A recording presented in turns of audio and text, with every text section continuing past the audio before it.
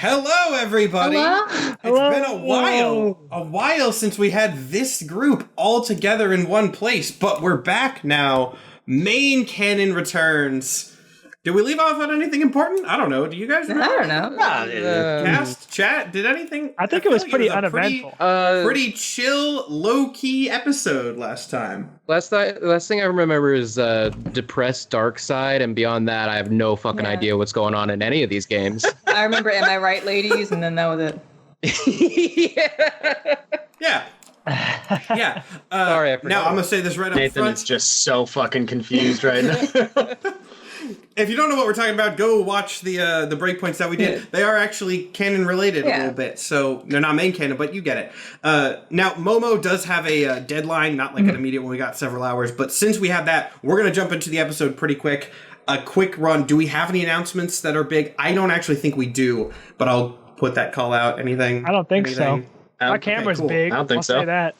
Oh, it is a little big. I'll fix that. Other than the Patreon. As I do that. I think they already know about that, but you can now get a 1 week free trial of God tier if you wanted I it. still Woohoo! I still have the little thing that I used to hide the camera in the breakpoint. That so was it's gonna, such Momo a good will be, reveal. As Momo does the plug, I will temporarily cover her face with the thing she is plugging. I was proud of that. I gotta say, one of my finest moments, I think, of hiding. Anyway, I won't brag.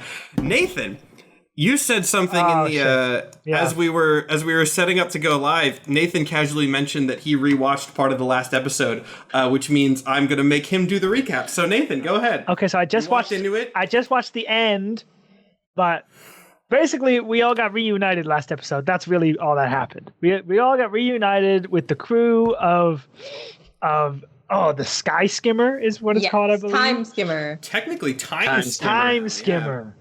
With the crew of the Time Skimmer, we all got reunited and gave us all the rundown of what's going on. The crew had become like Rangers of Power, but inside the breakpoint.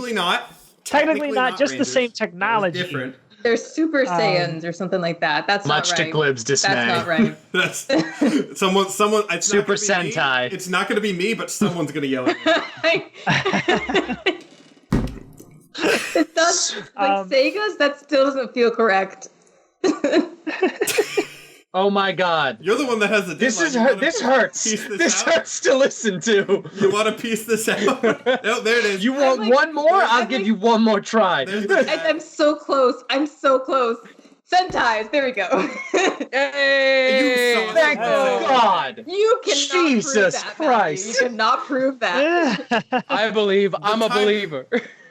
Let the record show for the people who watch this after the fact without chat that Momo guessing it right was suspiciously close to someone saying it in chat, and we'll move on from there. Nathan, After continue. we continued talking and giving our recaps of our lives, Bellow said, "Yo, I can like call up these blanks and just chat." And then he did, and then we all saw blanks, but they're all different. They're all specifically for our own vision to see. We each have a different one. And we learned through our various conversations that they are called the Extants. That's the name that they call themselves. Still love that name. We know that intention is important, and so we all kind of took turns, just kind of like, well, at least me and Styx took turns opening up to them for the first time, which changed them from grayscale to colorful. We learned that Glibs has darkness and color, which is weird. And Glib had a super secret conversation for a solid 45 minutes of the last episode.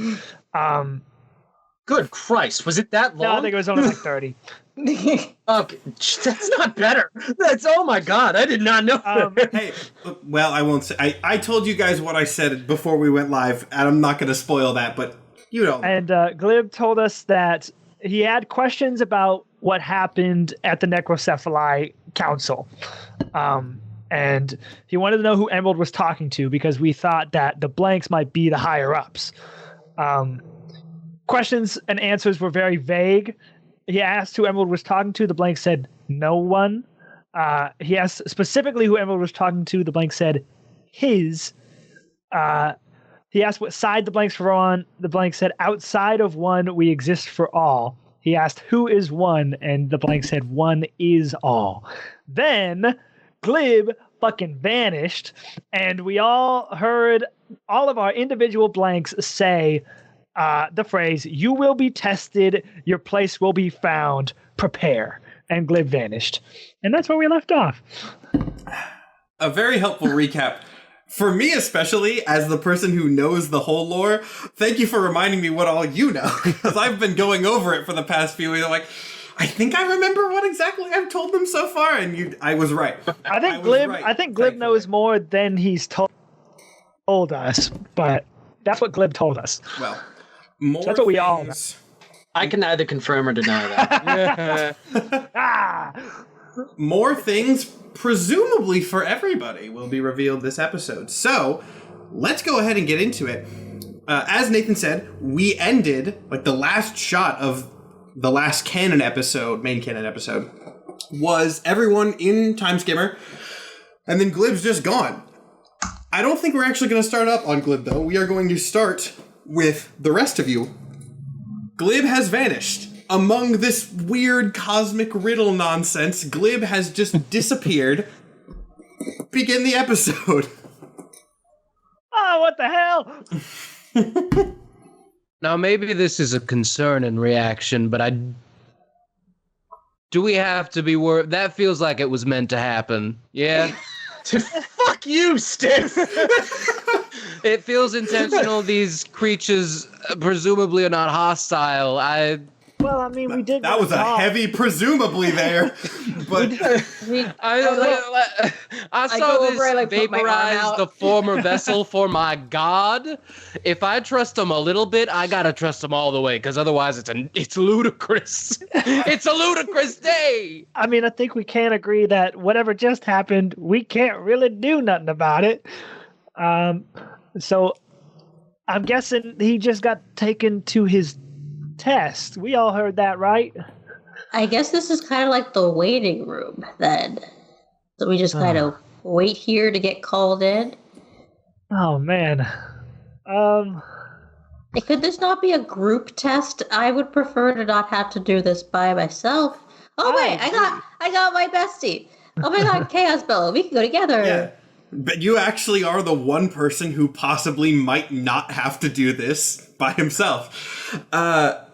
But yes, this is something I said before the episode. This is basically an opportunity I'm giving to you guys. If you would like to set something up now, you can. I said, again, before we went live, this section of me starting on you guys could be 5 minutes, or we could jump right into Glib's test. This is, if you want to ask anything to the rest of the NPCs, essentially, who you have reunited with, you can do so now. If you want to give them any information, opportunity is available to you. Otherwise, we will do Glib's and then get back to everybody. They're not going to know we're anything. kind of prepared for this good bit. Yeah. We already had an interview together, so. I mean, that is true. We do have experience. I don't think the gang's going to know anything about what just happened more than we do. They all do look very confused. Do y'all have advice for jobs? I've never interviewed for jobs, so I'm getting a little nervous now. You just got to put all your cards on the table. Can't keep anything a secret. If you, I don't carry playing cards. Oh, I mean, like proverbially, all your cards on the table. There you go. Well, it's not very probable that I'm gonna do it. I don't have them on me. I didn't know I needed to bring them. Normally, for job interviews, I would say lie your ass off, but I think these people, these things are a little omnipotent and might see through that. So yeah, cards on the table. Open yourself up, just like we did before Glib disappeared. I'm sure that wasn't our fault. Now, I want to ask... What if Glib's just fucking dead? That's a genuine question. What if y'all just saw him fucking dissipate and y'all are like, yeah, we'll have our time. It's cool. Glib's technically died a few times. He can handle one more. There's a point at which if you've died 3 times, what's 4? What? Come on. I think, well, to that degree, the last person we saw disappear like that was SG. That is true. The visuals of the disappearance were probably pretty similar. I guess in that there weren't really any visuals. It was just a very much gone. You know. So I mean, I will probably add on that Goodbid is nervous. He's not, but he's we got what can. It's kind of like the thing where immediately he realizes it's a helpless situation. What is he gonna do? And so it's like. Not that I'm over it, but it's like it's out of my control. And so, there's no point in screaming or freaking out because it's just like, I think he's fine. Now, I do want to ask this. This is something that hopefully, Nathan, you would remember. Did you guys brief the NPCs on this situation at all? I remember there was did like a whole... Okay, you did. Yeah. I thought so. I just wanted to be double sure about that because that would be something you could do now if you hadn't done that before. But if you've done that before, awesome. Yeah. So, in that case, it is going to be an indeterminate amount of time until Glib gets back, mostly because I don't know exactly how this is going to play out. The show is not scripted. So, for now, I think we're just going to jump to Glib's fate. We might backtrack a little bit and see what you guys were doing in the meantime, sort of depending on how long Glib is phased out. But I'm going to go ahead and do what I told you guys I was going to do before we actually started the cameras. You guys don't get to see this. The rest of you, these trials, of which every character will get them eventually, they are personal, and what you choose to share with the rest of the party after they happen is up to you. So, Mike, Nathan, Momo, if you guys could take your headsets off. This could be a good 15-20 minutes, possibly. I don't know how exactly this is going to go, so keep your phones ready. Yeah, I will text our group chat when we are ready. Cool. So can I turn my camera off, or will that mess up everything about your system? If you turn the camera off, it might mess it up for a second. Oh, Momo, at which point I will fix it. It'll mess it up if you turn your camera off. Okay. I can fix it. Look, I'm set up. I'll make it work. If you need to turn your I'm not going to make you leave your cameras on for several minutes. So, I'll give everybody a second to get ready for that, and then we will do this. Let's do this. Glib. Yes.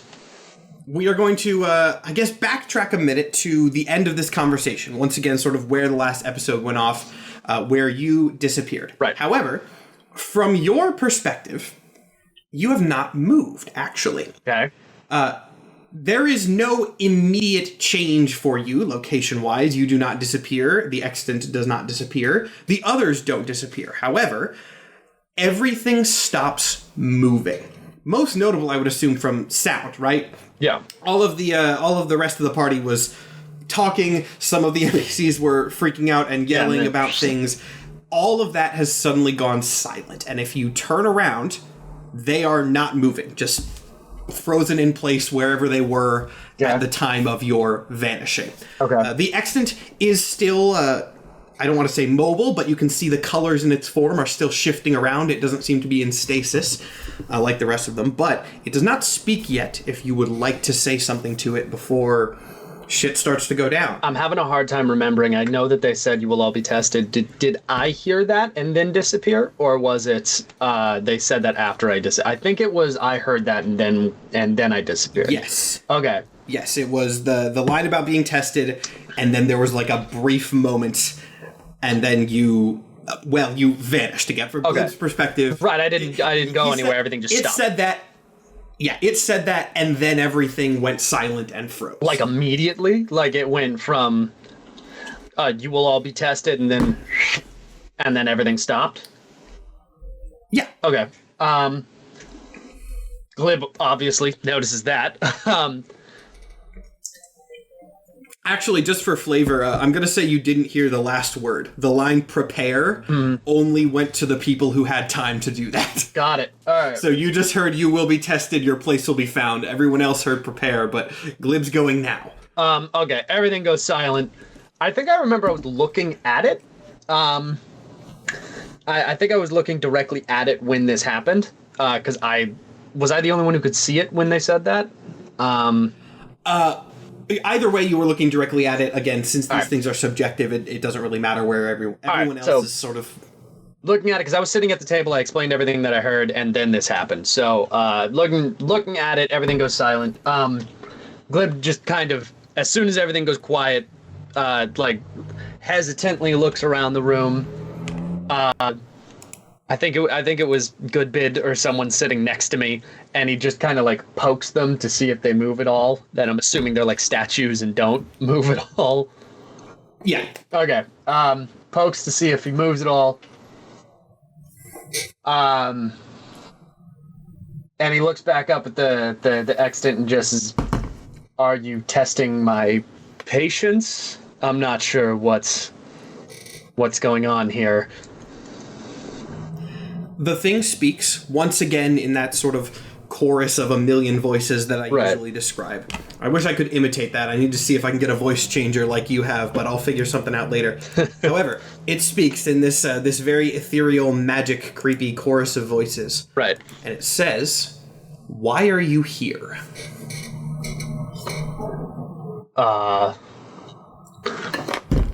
Well, everyone in this ship has a higher likelihood of us getting out of here, so we came back to the ship. I don't know if here is somewhere different now that everything is stopped, but planning, I think. I don't know. Magic Man seems to have a stick up his ass as usual, so I'm not super stoked about that, but you see, when you say that, a sort of shifting of color around its eyes. Nothing that you can really tell, but you get a sense of acknowledgement. Like in a video game, when you're doing an interaction, you get the, this thing will remember this. Right. Something that you said there, you can tell, mattered and was of note to it. After a very brief moment of silence, it speaks once again. Okay. But instead of asking why are you here, it says, "Where do you wish to be?"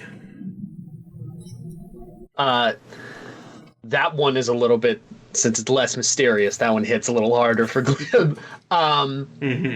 He sees, again, these things don't really speak in metaphor or anything, and they never really speak directly, so asking a direct question like that means something. Glib kind of just leans back in his chair and thinks about it for a second, and just, home. I want to be home. Once again, you see the sort of flicker. I want you to make a perception check. Okay. Really quick. Alrighty. Alright, the dice have been fucking me as of late on D20, so I'm going to use my dice and see if that helps anything. It did not. That's a 10. A 10? A 10 total, or 10 total. Wait, okay, hold on. I don't know if I have any additions to perception rolls. Most people have at least. Well, I don't know. That's an 11 with okay added. Well, that was not.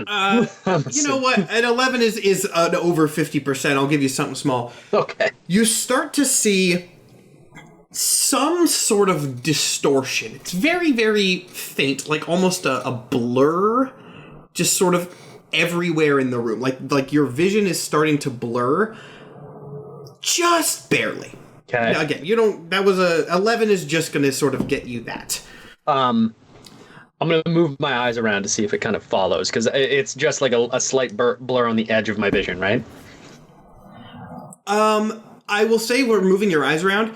It seems less like your vision is blurring and more like the place is blurring.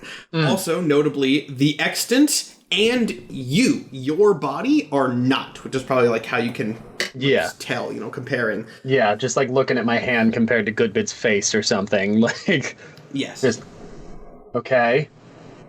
I'm not sure if that was the wrong answer. Is there anything that I can... Anything else I can do? The extant does not respond, but as it floats there in silence, you start to see through the blur things on the time skimmer are changing.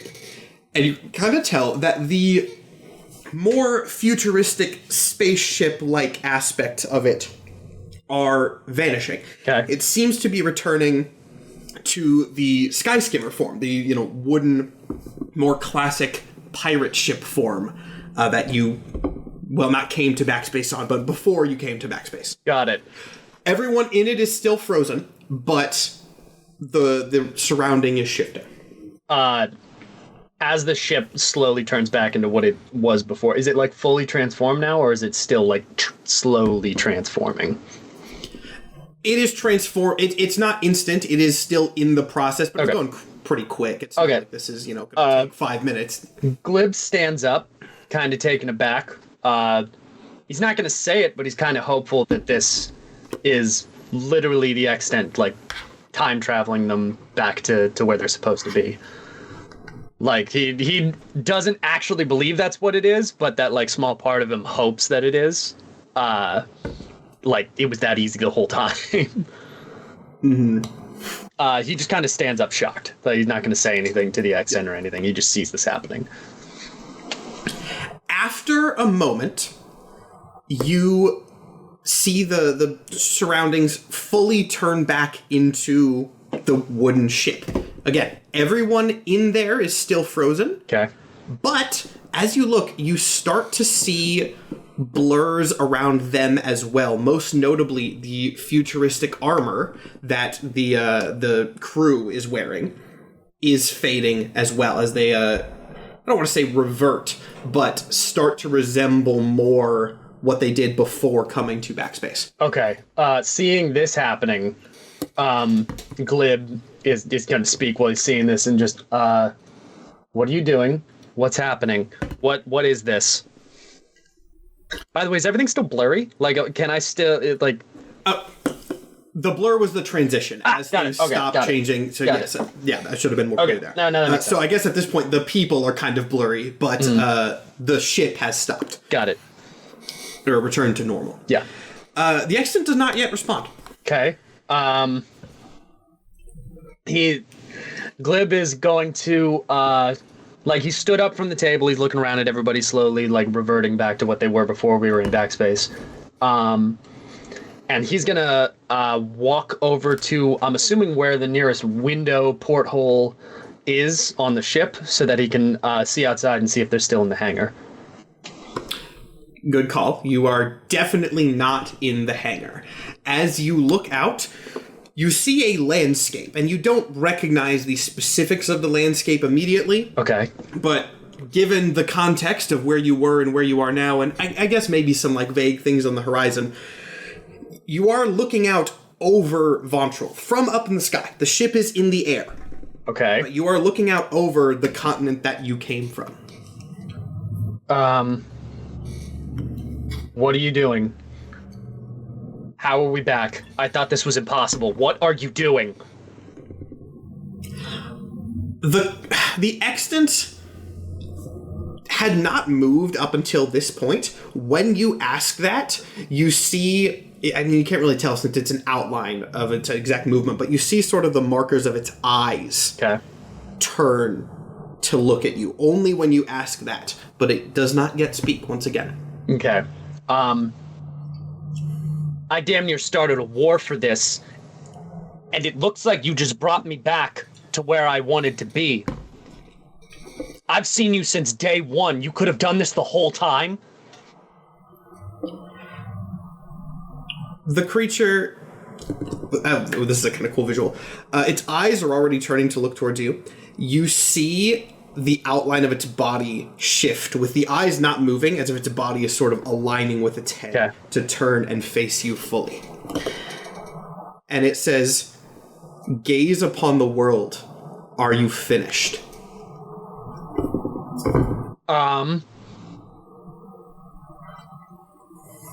Glib is not going to look away from it right now. And he's gonna stare at it, take a brief look outside, and then look back at it and say, "Are we back? Is this real?"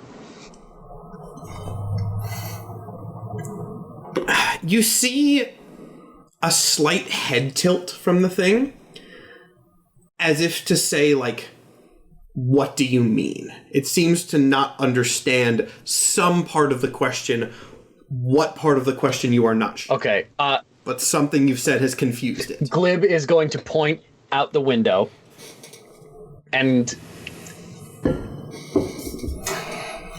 I asked to be back, and we're back. Is this real? It does not, for whatever reason that you do not fully understand, it does not seem to acknowledge the is this real part, but it says something, is this your destination? Glib's gonna stop, and he's gonna look back out at it. How fucked up is Vantral?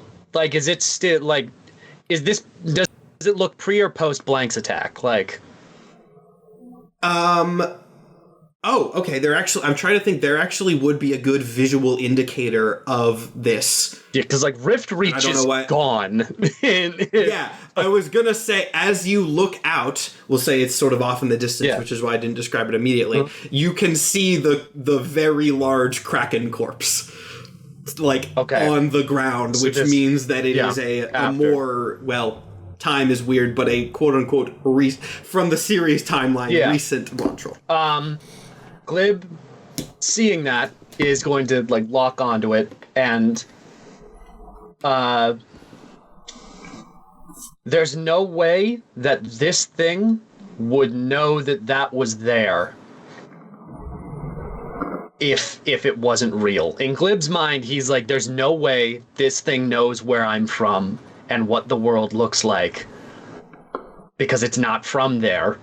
So, because he's under the perception this is a blank in the middle of space at the beginning of time. Like, he's 100% convinced this is like a proto blank or something. Like, he's looking out. There's no way that this would know that this is what my world looked like, so this has to be real.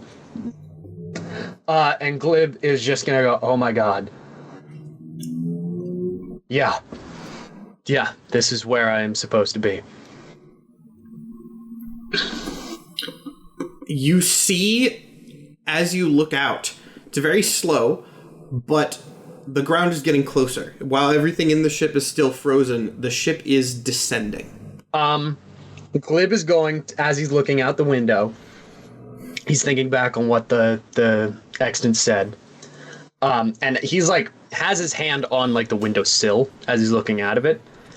And as he's looking out the windowsill, he looks down at his hand and is like looking at this 3-fingered hand that he had, the 4-fingered hand that he has, and says, "This is my destination, but no, I'm not done." The extant does not yet speak. It seems to be waiting for some sort of clarification request, maybe. Okay, I would say clarification, but okay. I think request is a better word in this case. I'm not done until everyone is back where they're supposed to be. Emmy, Goodbid, SG, me. And this isn't what I am anymore. You see outside the window the ground start to blur, much like the inside of the ship did. The ship itself does not change, but your landing zone is shifting. Now, notably, I'm not going to make you do a perception check for this. It is no longer shifting into a recognizable place. It is shifting into much more of a sort of extra-dimensional space. It's not the continent. It is something stranger that you are now landing on. Am I still accelerates? Am I still like? Can I still see Vantral, or did Vantral just dissipate into this like extra-dimensional space? I should have been more clear there. You're right for panic purposes. You are still landing. You know what? I didn't describe that visually very well. You're landing on think of it as the landing zone is shifting, not necessarily extra dimensional yet. Okay. It looks like a linear space from where you're at. Okay. And in fact, as you get closer, though something seems possibly a little off, something is recognizable out the window. Okay. You see a location that I believe we have never actually described in this series before, so you can take the liberty of describing it if you want. I didn't ask you to do this in advance for spoilers, but if you'd like to do something, you can. Okay. You see, outside the window, Glib's home. From before everything, before the adventures of the series, before the college, where Glib lived with his family and everything. Okay. All right, so I'll describe it to the audience now that I like immediately visualization. So we are very far away from Rift Reach. We're very far away from any level of distinct civilization. Like the closest town is maybe like an hour's ride away. Like it is like we're in like an open field. There's not really anything to be able to disappear or hide in. Like we're like middle of England, open field, flat land sort of thing. And there is a very hastily thrown together cottage, middle, completely open on all ends. And I'm assuming we're landing somewhere like near in the field-ish area of this. Yeah, you're landing fairly close to it. I mean, not you're not crushing it. But Okay. You could get off the ship and walk there in a few seconds. Okay. Glib sees the house outside of the window and stares at it. And like steps back. Looks at the extant and is not like this. Not like this. I can't do this. The extant again tilts its head slightly. But this time it does speak. It says, "Is this not home?" That's not the point. That is not this thing's home. This thing doesn't have a home. You say that is not this thing's home, Mm-hmm. and instantaneously, your form is returned to human. Okay. As he's pointing, I'm imagining just like, this is not this thing's home, and then immediately human. Like no transformation, no body horror, just human. No. Much like the instantaneous vanishing, there's not even like a feeling in your body. You like see your hand, it's just frog hand, Yep. human hand. No transition whatsoever. Like reality just shifted with no ripples. Like as he's doing this, points back at himself. He finishes the damn sentence. This thing has no home. And then just looks at his hand and realizes what happened. Immediately trying to find something reflective, like stares at his hand for a good 10 seconds and then immediately like scrambling to try and find something reflective so he can see himself. For the sake of lore, we'll say you can find something reflective, and yes. Okay. Your Like a dish of some, like a silver dish of some kind. He's like metal staring metal at plate or maybe Styx's shield, Maybe. Styx's shield is fun. Let's say that. Glib is shivering. Like this doesn't make any sense. He's shaking, drops the plate, drops the shield, looks back out the window at the home and goes, no, something is wrong. What is this? Why are you doing this? There's no response. This can't be possible. You can't do this in 5 minutes, something that has taken me decades. You can't no, this is wrong. Something is wrong. I can't. This is bad. I can't. This isn't right. Panicking. He is starting to like panic because all of a sudden he's gotten everything he wanted. And there's no hitch. The thing that's giving it to him has been remarkably unhelpful in terms of what's going on. And it starts to panic, starts to freak out. It's like, whoa, why are you doing this? Why are you turning? What is this? This can't be this easy. You see the extant, again, not speaking, start to float towards the wall of the ship, and with no visual effect, like they rarely have, just passes right through it and starts floating, as you can see through the window, towards the building. No,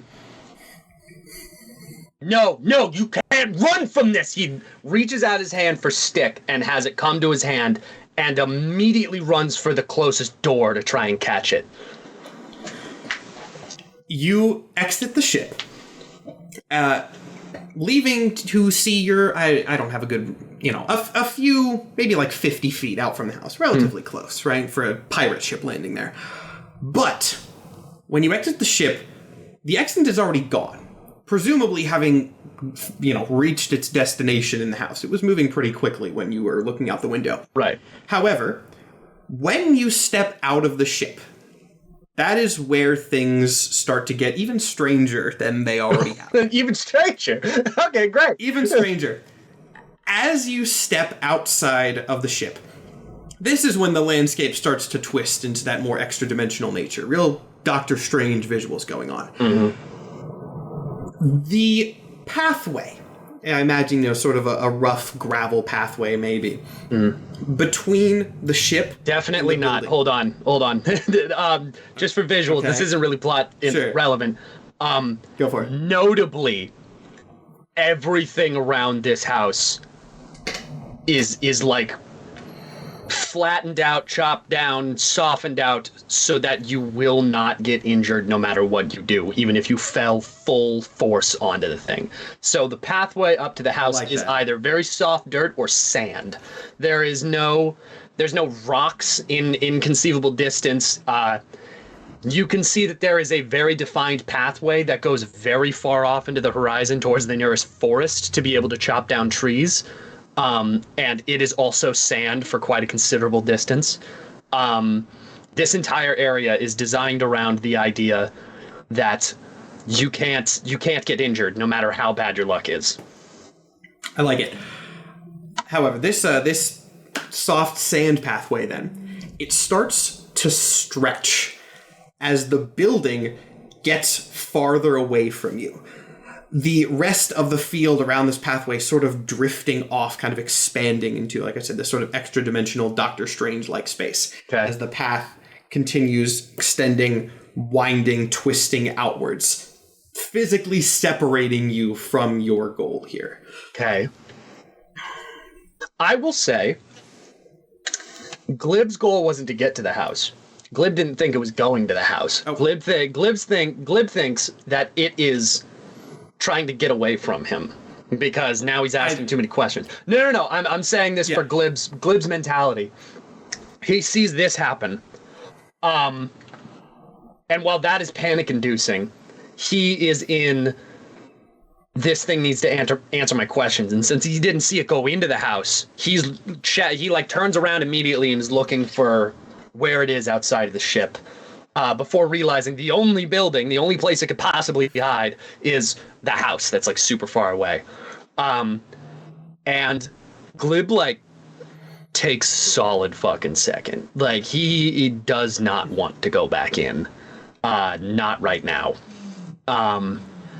And he's slightly has to take a couple of breaths and then does not run, does not fast walk, starts slowly walking towards where the house is. All right. Now, the path does not shift as you walk. It stays long. It stays long, winding. I imagine if we want to get really trippy with the visuals, maybe it sort of curls into a sort of loop that you walk around. This is a very strange place that you're now in. But it does not shift further. This walk will take a solid, possibly 20 minutes, half hour. It's far off. The building is in the distance at this point. Are you walking all that way? Glib is very distinct. He's keep walking, but you know that sense of panic when you need to do something that you don't want to do, like the day you quit your job or the day that you like break up with an ex or something like that. That like this is gonna hurt sort of reaction. He is feeling that more and more as the panic sets in as he is going towards the house. And he's like, as he's walking, like closing his eyes and breathing and trying to keep pushing forward. Eventually, through this very long walk, you do reach the building. Okay. And you can hear inside your parents. You hear voices. Not having a conversation about anything notable, just having a normal, everyday conversation as if they're in the normal place, as if they are not at the end of this magically long road in this extra-dimensional space. Everything is just fine. Glib's not going to open the door. Not going to look through the window. He's trying to sense out in any way that he can if the extant is here. After a moment, you don't hear, don't see, but feel something. Okay. And about 10 feet behind you, the extant is floating there on the pathway. So now, so I can like figure out where, like, what everything looks like for Glib's own judgment here. I'll do the visualization if you want the full thing. Well, I'm like, is the end of is the horizon, is everything that I can see outside from this house, this field, this forest, kind of weird, like time spacey, pocket dimension sort of weird. I know I'm not home. I know this isn't real in the way that, like, do I know that? Am I aware that this isn't like 100% I'm back in time, this is real sort of thing? I would say it is distorted, but how about this? The world around is clearly something strange, but the building in front of you, every single thing about the building in front of you is as you remember it. Okay. The structure, every blade of grass around, the voices of the people coming inside. While the world is strange, the building you are staring at does seem in every way that you can perceive to be like it was. Okay, so it's like I like this whole area got teleported to like the mirror dimension or something. Like everything's all freaky and crazy outside, but this exact place that I'm standing is fine. Okay. And in front of you, there is the building, and about 10 feet behind, hovering on the pathway, is the extant. Glib is going to turn to it, because you can feel it behind him. Turn to it, walk towards it, get within like 2-3 feet of it. Like he wants to get as far away from the door as he can to talk to this thing. He points stick at it, and what the hell is this? Home.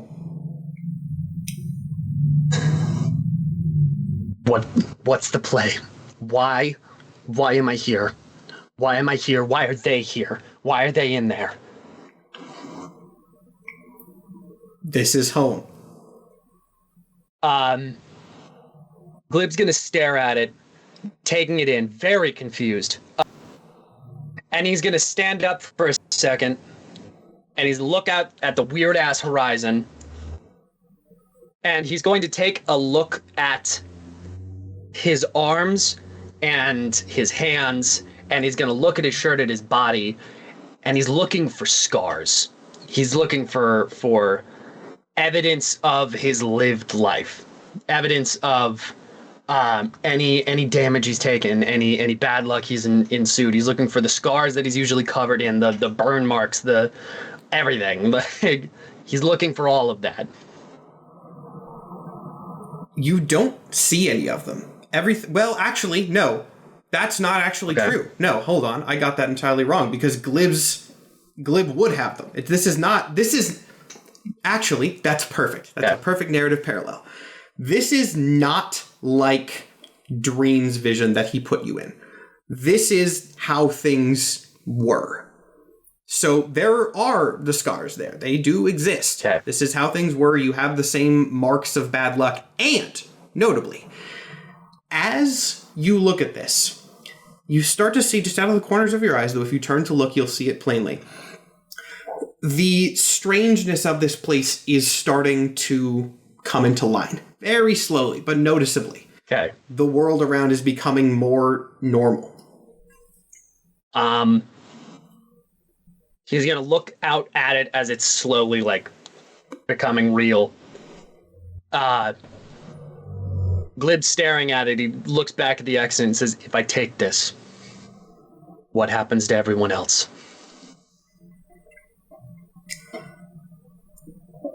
I don't think it responds. It doesn't respond.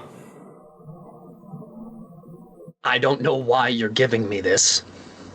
I don't know what I did. I know I don't deserve this.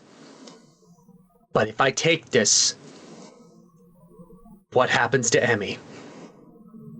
What happens to SG? What happens to Goodbid? Are they stuck on that ship forever?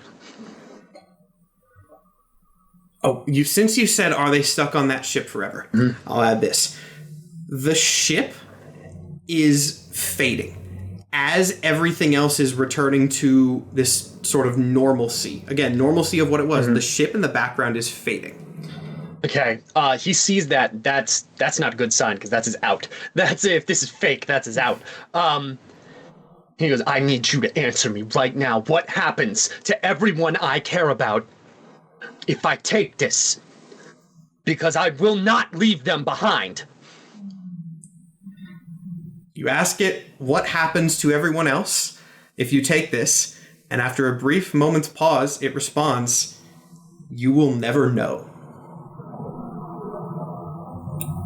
Glib just takes a second at that.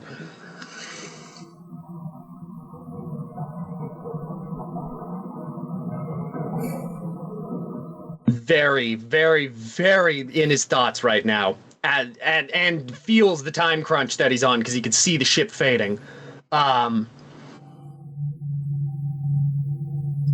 You need to tell me that they'll be safe. I don't need to know where they will go, but I need to know that they will be safe. Once again, it does not respond, but you see a flicker, almost like a brief wave of color just sort of flash through everything around, not just the accident itself, everything. Barely noticeable, but it is there. Okay. Brief wave of like color coming off of it. It's similar to how his eyes reacted when I said something important. Kind of, yeah. Okay. But when you asked specifically, when you asked that. Looking at it, it just goes, you're not going to tell me, are you? The same flash. Almost a little brighter. Glib, looking at them, he looks back at the house, looks back at the ship.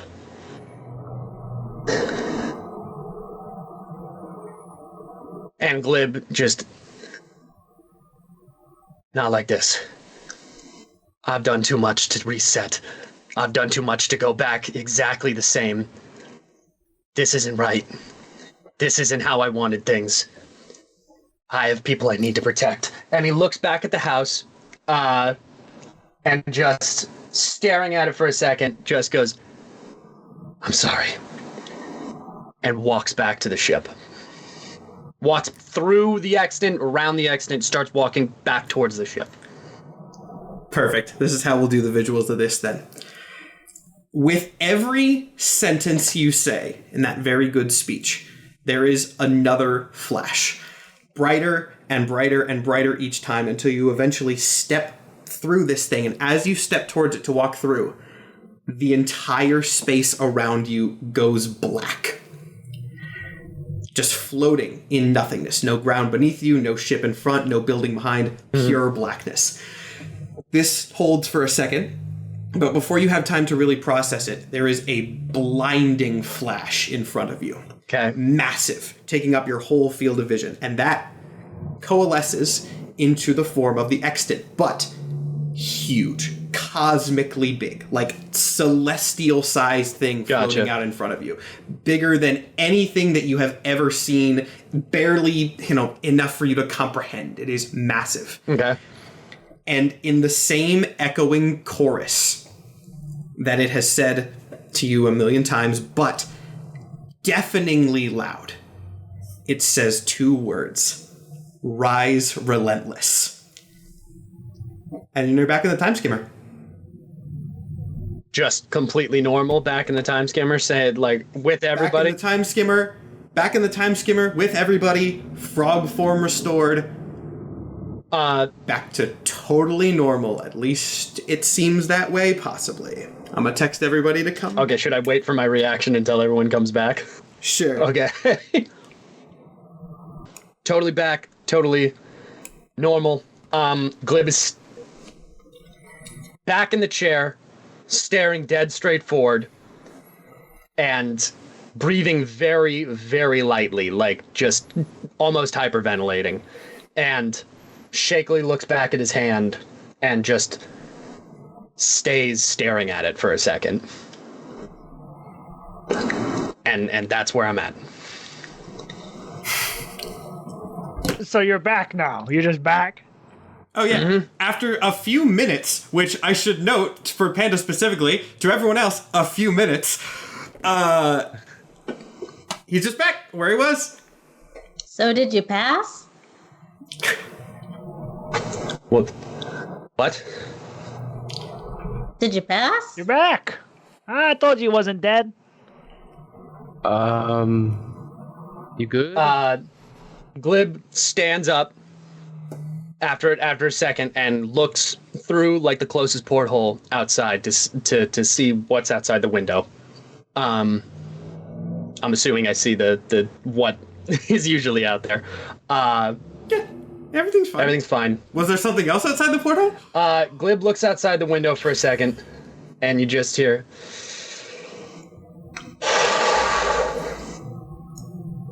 I don't know. I don't know if I passed or not. They didn't give you like a little piece of paper? No, Bellow, they did not give me a piece of paper.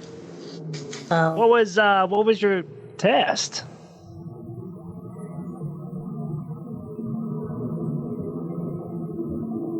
It gave me exactly what I wanted, but it could not guarantee it. What did you want? To go back home, right? Glib looks at Bellow, and then he looks at Goodbid.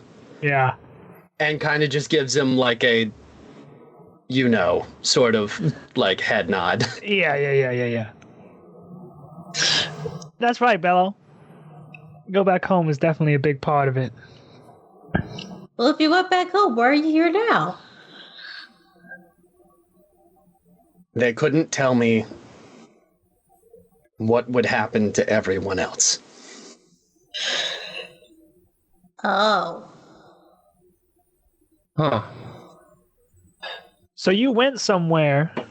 Was it similar to what Matt, remind me, when we last got shown what we wanted, that was Dream, right? Yeah, that was Was it similar to what we experienced with Dream? Almost. But it wasn't as perfect. This was different. It didn't have the tinge of unreality that did. This was real. It gave me everything I wanted. And it couldn't promise that wasn't at the expense of everything I have gained. Right. Oh, that's certainly ominous. To what end? What does it want? I don't know. It didn't tell me. It's not exactly a talkative deity. So how long... I know they're weird with time. How long were you gone? I'll go ahead and answer this because there was a little bit of... Well, I'm not going to say exactly why, Panda, you know why. That sequence was... Actually, funny enough, probably kind of by pure coincidence, sort of close to what it was real time. So probably 30, 45 minutes? Mm-hmm. Almost an hour. For the rest of you, maybe like 2. Yeah. I was gone for almost an hour. Well, you were only gone from us for a couple minutes. I can guarantee you that couldn't have happened in a couple of minutes. So do we think it was like you were shown a real alternate future? It was not alternate, and it was not the future. He looks back at his hand again. I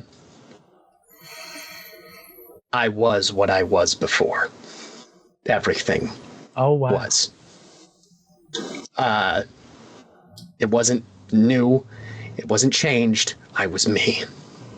I was what I used to be. Everything was what it used to be. So why do you look sad?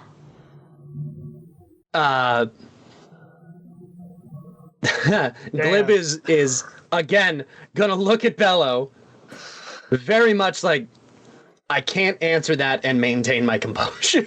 he's not gonna say that, but just this like look of like, I forget you're new sometimes.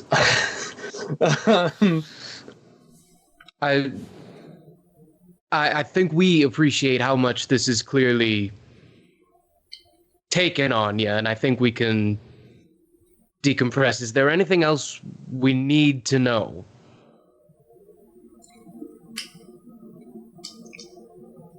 I don't know if I saw it for what it was, but before it brought me back, it showed me some colossal form of itself, bigger than anything I've ever seen. Looks at Goodbid, bigger than the blank that took SG, bigger than anything. Shit. I could barely comprehend what it was that I was seeing, but it was one of them. And then it sent me back. I'm going to interject. I'm going to interject real quick here because chat said something. Someone said, I'm going to ask again if Callisto isn't losing his shit right now. They are, but I'm not going to interrupt the player dialogue for NPCs. Right. We'll handle that in a second. And then it sent me back. And now I'm here. Glib is like very obviously restraining some sort of emotion. I'm assuming it's kind of hard to tell on a frog face, like very complex anger and sadness and resentment. Like, it's obvious that he's like holding back, like bawling, but you can't really tell why. I would like to roll an insight on Glib, actually, to see just how much I can, because me and Glib of this group have been together the longest. Yeah, that's true. There's a reason he looked to Goodbid to be like, I can't answer that. Yeah, I got a cool 25 on that insight for Glib. Fuck me. Wow. Yeah, Panda, you take that. How's Glib feeling? You could tell that Glib just did one of the hardest things he's ever done. That, like, when he says he was given absolutely everything that he wanted, it was all given back to him. He was given back absolutely everything that he's been wanting this entire 3-season quest. Yeah. He was given everything, absolutely everything back. And but I don't know if, now he's back here again, and it all happened in an instant. I don't know if this is a question for Matt or if this is a question for Panda, but with that 25, then just in case, I'll answer. With the 25, can I gauge if the blank brought him back or if he had to choose to come back? I will actually let Panda field that. Do you think that would be? You'd have to ask. I think you wouldn't be able to tell that. Yeah, I don't think you're gonna. She is emotionally so shaky that like you can tell what happened. You can tell that the barest bones of what happened, but you can't really tell like the end of what happened. I'm gonna secretly message you amongst this and ask you exactly that. Like, did you come back? by choice, or did they make you come back?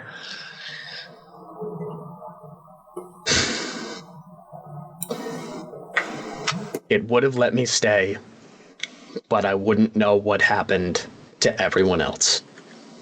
So I came back.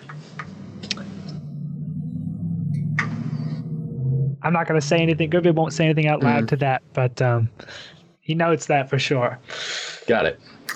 You guys all scared for your inevitable, fully personalized tests now? Oh boy. Now I feel good about it. It's going to be great. Bellow doesn't have like a deep well of trauma to go through. Oh, I'll find it. We'll find it. We'll dig. Oh, shit.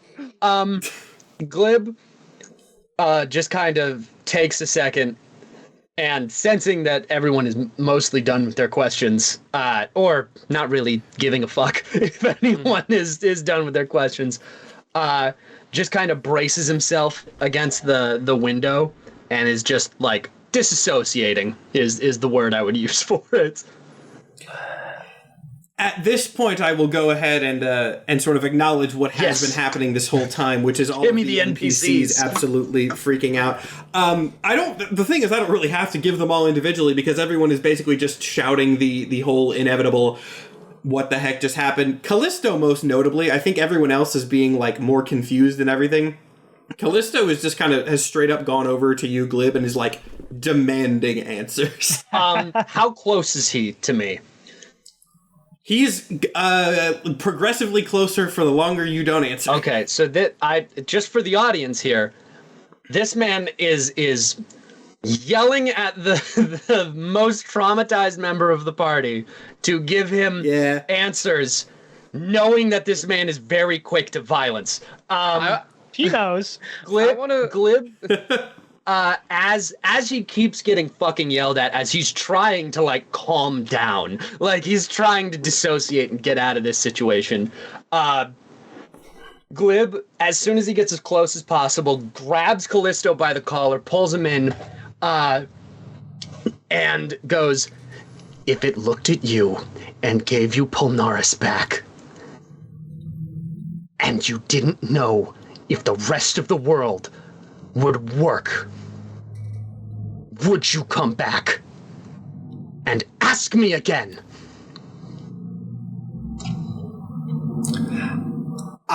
You know what? Callisto, without a moment's hesitation, looks you in the eyes and says, "I would never return." "Then I am stronger than you," and pushes him back and storms out.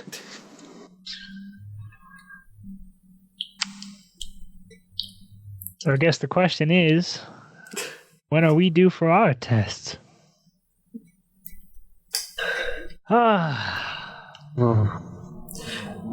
Man, I was under contract just like 6 months ago. This was just a job, man.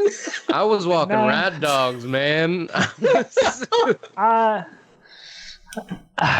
And the contract expired, and I came back because I was like, well, if there's no world, there's no business, and now here we are. Oh. So I'm gonna do something that will probably terrify everybody, which is exactly what I want to do right now. This is a very like dramatic, heartfelt, kind of ominous moment. I want everybody to make a perception check. Oh boy! Including me, I'm outside. I'll take perception. Wait, hold on. Where are you? I stormed out of the room. I'm on the deck. Oh, you left. You're on the deck. Okay, you get advantage on your perception. Okay, check. yeah, because I like slammed the door open and fucked off. Like I'm not dealing with this shit anymore. Okay. If you are outside the ship or top deck of the ship, top deck. Sure, Yep. do that with advantage. I got a flat 9. I got a 19. 19. I got a 10. Remember to do both bellows too. You still get to do that if you want to. I got a dirty 20. Ooh. That makes sense because you're on the outside. It's a 14. 14. Okay. It's a Chaos Bellow with a 14. Funny enough, but logically, Glib is the only one that notices this. Glib. So,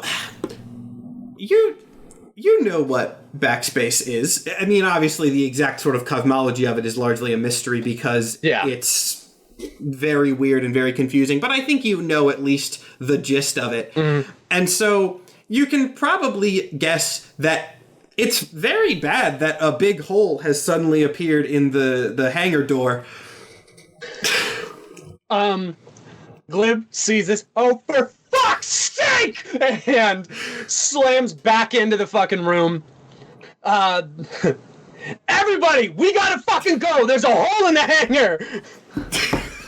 A hole? Mercury! Isn't that how it's supposed to look? No, it is not how it's supposed to look, Bug!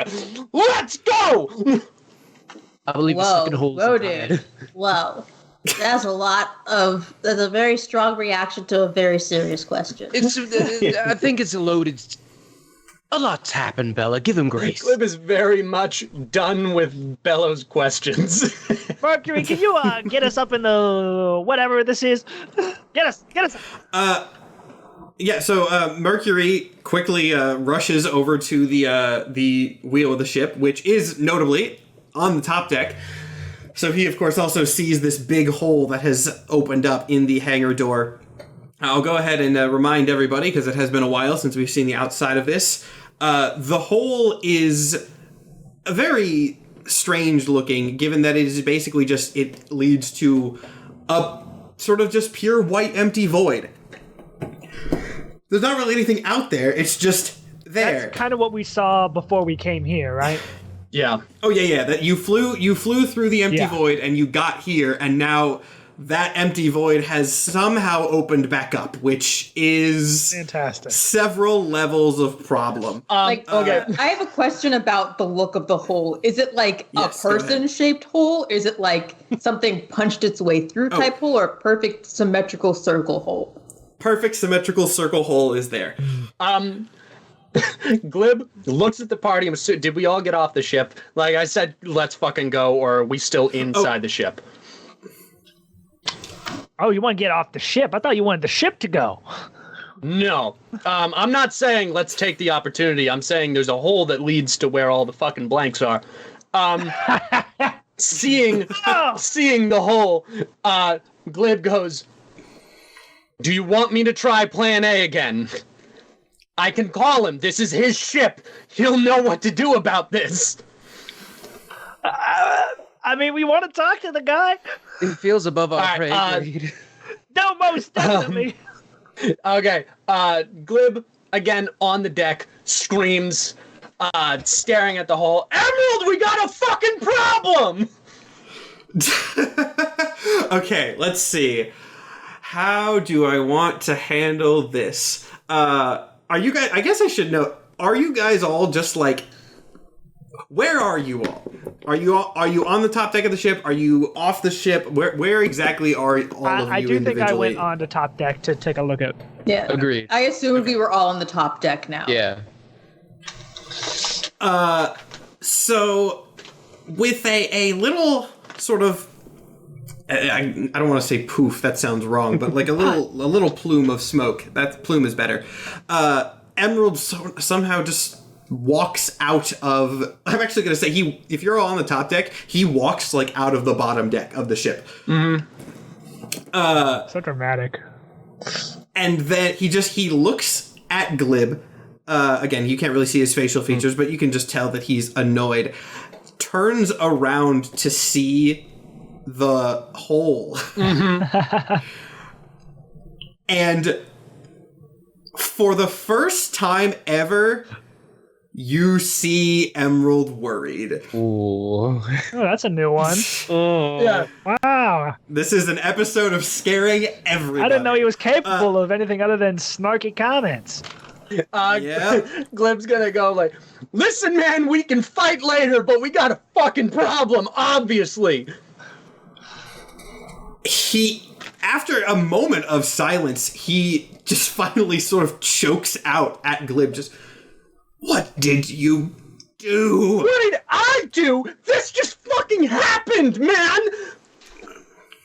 I am 3 feet tall! I don't do shit like this! What the fuck do you mean, what did I do? he steps closer to you and kind of like, I mean, not really opens his mouth, but you get, like, raises a hand like he's gonna say something. And then, like, pauses. Freezes, not, I was gonna say freezes, but not in the magic-y sense, just stops. Kind of, like, looks you up and down, and then just drops his hand, very confused. Glib, give me an insight check. Yes. Actually, everyone can give me an insight check, but Glib will get different information from it. All right, I got a 17. We'll see if... Oh, 17? Okay. We'll see if... I got a 21. 21, okay. I got insight. 17. That's a 10 for Space Bellow and a 15 for Chaos Bellow. Okay, so I guess Good Bid would be the ones and can communicate this with the 21. So Good Bid did not see the interaction that happened between Glib and Emerald last time. So this is good. This is news to you. The first thing you can immediately tell is obviously Emerald is looking at Glib with something like I'm trying to think of the word for this. I know the emotion, but I don't know like the word for it. So I might just sort of have to describe it. And if someone knows a word that I can't think of, feel free to tell me in chat. Emerald is looking at Glib. Imagine like, you know what? Screw it. I'll just do a cheesy analogy, but it'll work, right? Imagine you're like a boss at a company or something, and someone you hate just got promoted to the same level as you. Ooh. Okay. Not jealousy, because you're at the same level, but very much a sort of, why the fuck was it him? Indignant. Yeah, that might be it. Yeah. Because, again, like, not jealousy, not envy, not like, this person has more than me. Just, are you why is this kidding me? Yes. Glib, you can sense something in Emerald that you have never sensed before. Not majorly, but just like some sort of arcane energy that was not there in all the times that you have interacted with him, or at least it wasn't visible to you or feelable if it was. Okay. I can tell, but his mind is occupied at the moment. He can see him staring at him like blankly with this indignant look, and he just like opens his arms like, are you gonna stand there with your open, not a fucking mouth, or are you gonna help us? So Emerald kind of like shakes his head a little bit, shaking off the confusion, turns around, looks at the hole again, looks at Glib again, looks around at everybody else, and then the very serious, stoic, often kind of arrogant Emerald just kind of goes, we're fucked. What? You don't get to say that, big man. Surely you have some plaster you can put over the hole. Surely this is fixable. You're the fucking boss fight. This is your arena. Fix this shit.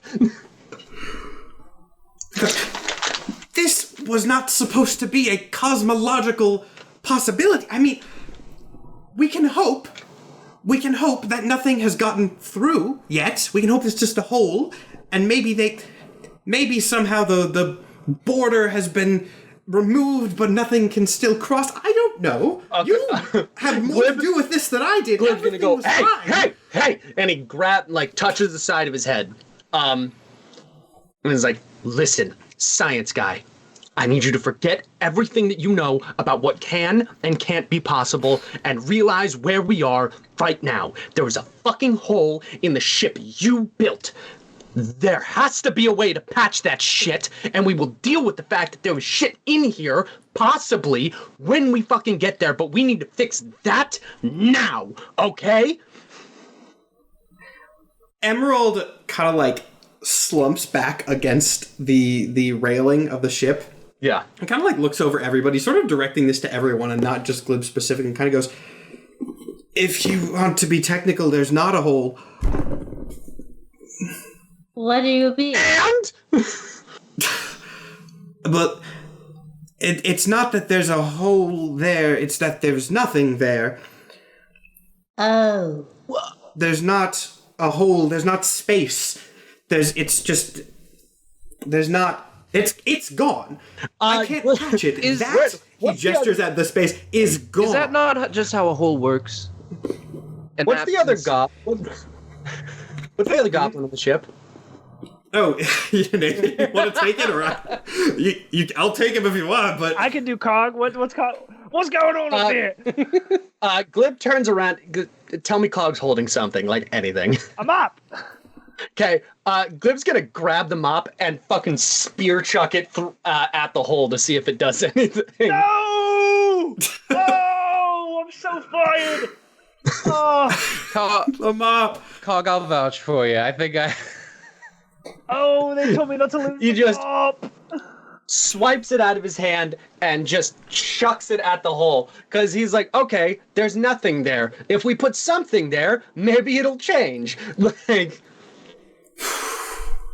How do I describe such a weird existential cosmic thing visually, but without actually using visuals? This is why I shouldn't do cosmic nonsense in a Dungeons and Dragons campaign. What mop? Oh, okay, so it just doesn't exist anymore. It never exists. Are we doing like the it never existed, there was no mop ever once it touches it, or it just gone? You grab the mop, I guess. You thought there was a mop there. There's not. The mop's not. You grab the mop and do a motion, and there's not a mop in your hand. It's very confusing because it was not something that mortal brains are designed to understand. It is cosmic nothingness. There's no memory of it is gone or anything like that, but it's just like you grab the mop and nothing in your hand. I want to have a bit with specifically Sticks right now, because I know you would try and talk me out of this. You see Glib look at Cog, and the first thing you can have him thinking is go touch it. Like, he's gonna tell Cog to go touch it. So he like stares at him for a second. Sticks sidesteps from wherever he is to be between you and Cog, like pointing at No. Listen, we need to experiment somehow. No, we don't. We really don't. I feel like we experimented. I don't know. But we don't need to... You just had an emotional experience and you're just going to throw life away? What the fuck is wrong with you? I don't know this fucking guy. This might be fucking anything. Yeah, guess what? You don't know him. He still exists. He lives. He has a rich internal world. Not terribly deep, as I'm finding out. But maybe if he just fucking touches the thing, maybe he'll stay doing that. Who fucking knows? I mean, the real question is, will I get laid if I touch it? Cog, no. Maybe. Stop. There's a possibility. No, there's not. You don't know what happens. It might happen. You're telling me there's a chance? There is not a chance. My man, you just need to go and fucking touch the thing. Oh, wow. I just feel like we're in a stressful situation and we gotta calm down. We gotta...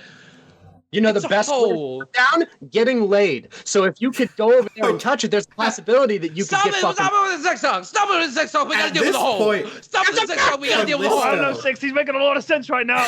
No, he's not! Callisto casts thaumaturgy on himself to actively shout louder than everybody else. Just goes, no! I don't particularly like the goblin, no offense. Oh. But there's no need to touch that. Okay, do you have a fucking plan? How about this, look at this goblin. I don't like you, but clearly I like you enough to not want you eliminated from reality. Cool. Maybe that's progress. We're getting somewhere. I like that. Callisto actually turns to Emerald, and kind of starts. This would be a extended conversation between the two, so I won't fully do that for time. But the gist of it is basically Callisto saying, like, hey, you're probably the guy that I erased from everyone's memory just for safety. To which Emerald just says, like, yes. Emerald freely gives up the information, which that's another bad sign that things have gone very, very wrong here. Now, you know what? I think, okay, we'll do this now. As this conversation is going down, I need you all to make a perception check again. Damn it. Another 9. Weird. Oh, wow. God, my that's perception is high. Nope. I don't see shit. 18. None. Okay, only Goodbid sees this. Goodbid, hovering on the other side of the hangar, far away from the hole, actually near, like above the door that leads to Backspace. I don't like this. You know what I mean. I don't like this Backspace already. proper. You see an extant. Hey, anybody else see that over by the door? Wait, what was your perception check? 18. 18. It looks different than the ones you have seen before. It looks... Extants are sort of fundamentally transparent, as are blanks, but this one seems... Its form seems looser, blurrier, almost more transparent than usual, more ethereal. Gang. Ooh. One of our friends is here. What? Can we see it? And if Goodbid directs you over there, you all see it. And though this is not, immediately apparent to you guys until you discuss it, I will go ahead and tell you all at once. You are all perceiving it in the same way, which is not strange. Good. Mine looks like this. What does y'all's look like? That's all right. Yep. Yeah, it looks like that too. Oh. The NPCs, other than Emerald, don't seem to see it. Emerald clearly does. Looking at Emerald. Hey, should we be fucking worried about that? You got a little bit more experience than us. Emerald looks equally confused. Once again, he shrugs. We're fucked. Who knows anymore? Okay, See, fuck, this you kind can of feels disappear. like the You're not point. helpful. You're not. He's not allowed to say you don't know what's going on. You're like the top level, the higher level than us. You're supposed to know better. You built this entire place. You can't figure out when there's a leak. You didn't just build a damn defense system without learning about your. Relax. This is the part of every journey where the person that was sort of the problem is now part of the team. So let's welcome Emerald to the team. I'm gonna throw the plug into the hole. Sure, I'm so glad to be on the team. I love you guys. We're gonna save the world with the power of motherfucking friendship. That's the spirit. All right. No, Hey, did you ever hear about those guys who put two bags of holding within each other? Maybe if we put the space one in the hole, it would fix the problem. Emerald, walks over to Bellow and just straight up high-fives him. Emerald's having a mental breakdown right now. So... Seeing this, I don't Glib's like this guy. Maybe he just got off on the wrong foot. Oh, man.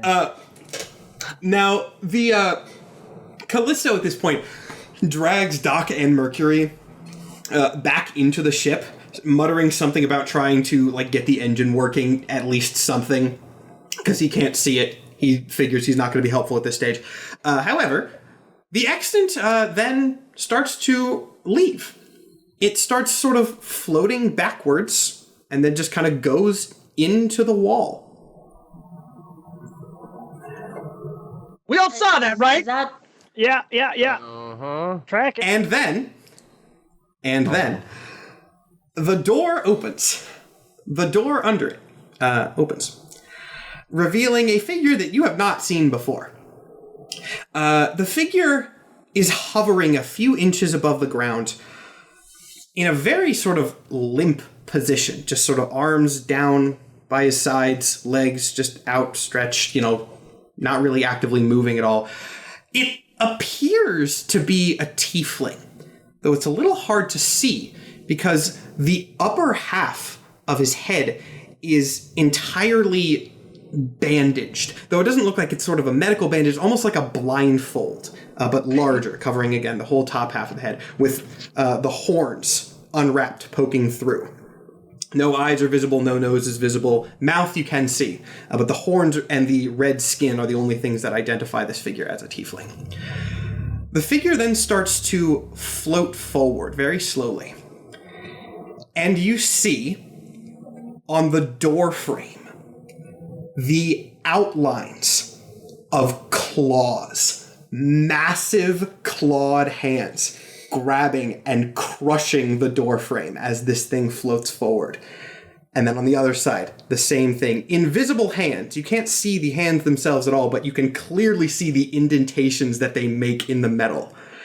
They seem to grab and pull this thing forward. Guys! Are we all seeing this again? Who's this fella now? What we just throwing anybody in the mix? Oh, hello.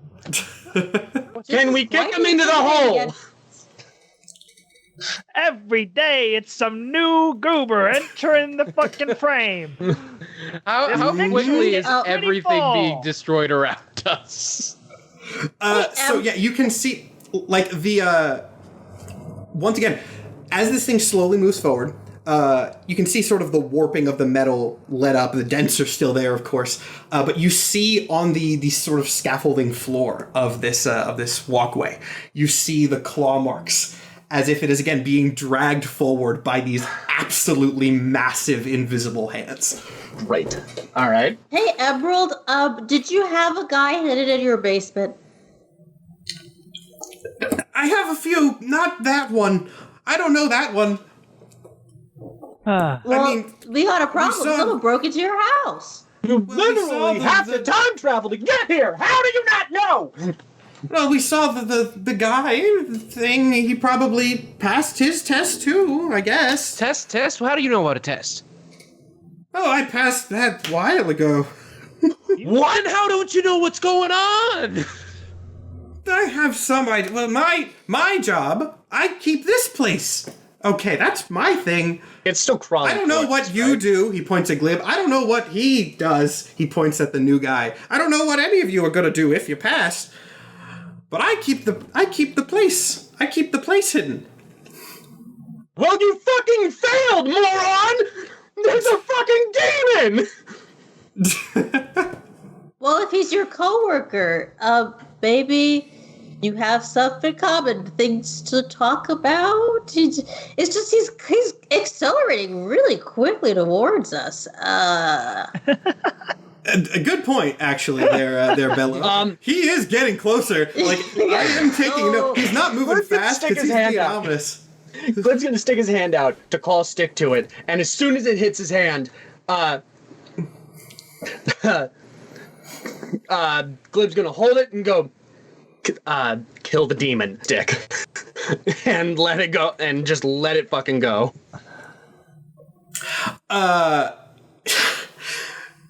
Ooh, boy. Do we wanna lose Stick? No. How mad will chat be at me? I will be mad at you. It's part of the time machine. We can't We'll see if that gets there. Stick shoots out of your hand towards this newcomer, and you see it stops in midair from the way that it has stopped, presumably grabbed by one of these invisible hands. And you see like cracks start to appear in its surface as if it is being No. Glib sticks his hand back out to call it back.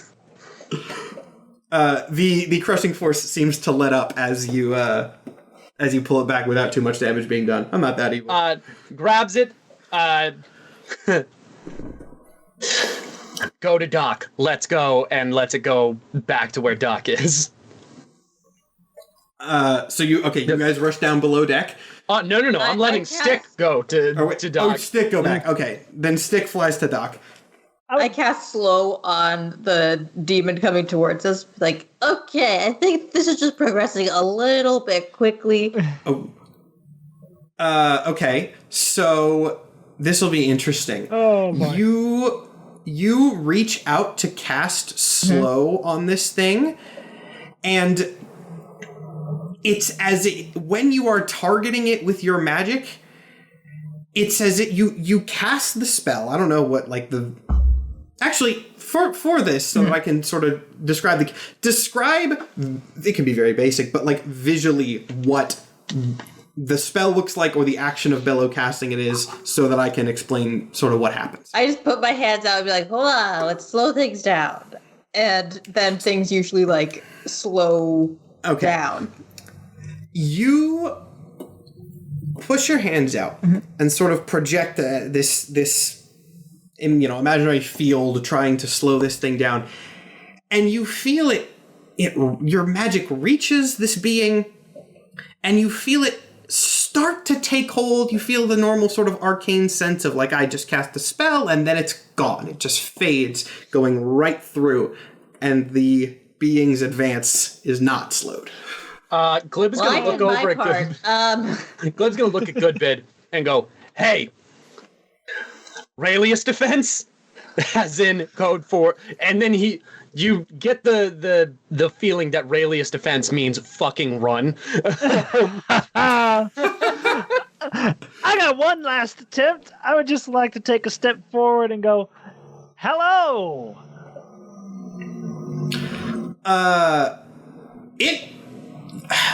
It stops moving forward, actually. Just very, very briefly, like, not briefly, abruptly. What is your business here, good sir or creature? Make me an insight check. Oh boy, here we go. Huh. Oh yeah. 26. 26. Okay, so you get a very sort of strange vibe off whatever this guy is. And you also know it is probably blind, at least in some sense, since its eyes are covered, and his ears are covered as well, but, that's covering ears with bandages does not block out all sound. But despite that, you can clearly tell that this thing heard you, kind of, since it stopped, but you get a sense, not understanding, but of, like, not acknowledgement. Like, the sense you get from this thing is it knew to stop, but somehow didn't hear you at the same time, which I know is a weird descriptor, but this is eldritch nonsense. That's the vibe you get from this thing. Do you have the capability of speech, my friend? Same thing. You can sense it's like there's some sort of recognition there, but it's either choosing to sort of not respond or maybe doesn't know how to respond. Okay. There's some disconnect in communication between you and this thing, and you cannot parse exactly what it is right now. I'll cast message on it. Okay. And say in its mind, can you hear me now? And message, they can respond back with message, correct? Okay.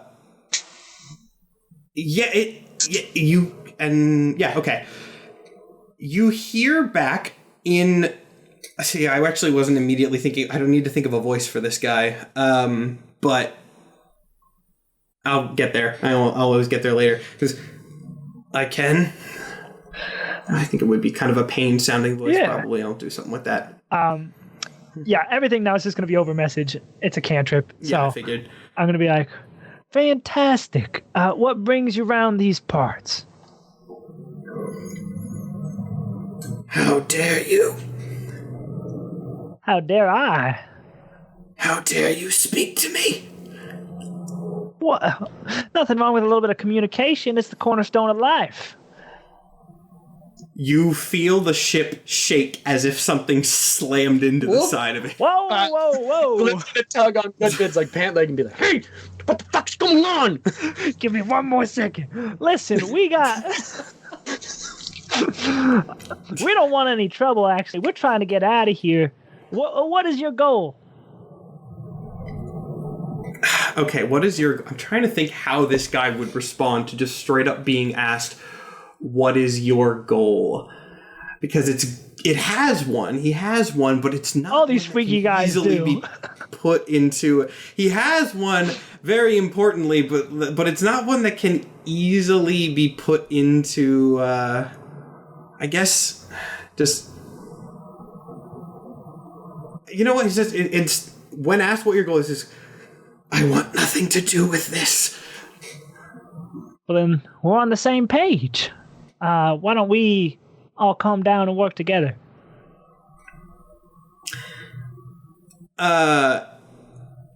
He once again, you feel that sort of shake go through the ship. He did not, I keep saying it, this is a being. He did not like that.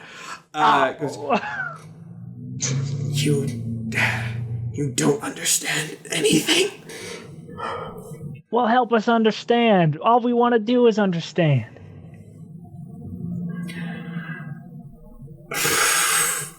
Okay, actually. Yeah, I know what his reaction to that would be. Once again, the ship shakes, but shakes consistently, as if these invisible hands have grabbed it and are like shaking it back and forth. Good bad! And you hear through the message, I don't know if message can convey this, but we're going to say that it can for flavor. Just, then shut up! All right, Raylius plan, let's go! Raylius defense, everybody fucking run! Glib doesn't wait for anyone to follow. He just immediately levitates and fucking goes. Where are you going? The Because door. this thing is between you and the door. Oh, it's between us. This and the thing door. came from the door. I can. How many people can I teleport at once? Spell up to 8 willing creatures. How many people are with us? More than 8, I Who are the think, because important it's ones? I Me, think so. me, the important ones. Bellow, Sticks. I got 3 more after that. Bellow can also teleport, and Emerald can also presumably Okay. teleport. Bellow can teleport. So knock off the 2. So me, Glib, Sticks, Mercury, Doc, Callisto. Mercury, Callisto, Doc, Barry, Dramaticus, Cog are the NPCs. Oh, no. So we have 6 NPCs, but we have 3 PCs. 6 NPCs. That's why they haven't been talking a lot. It's because there's a whole crew. Okay, who are you sacrificing? Listen, all I'm Wait, gonna say you got is your that briefcase. technically You got your Cog- briefcase. That's a great point. He does have the briefcase.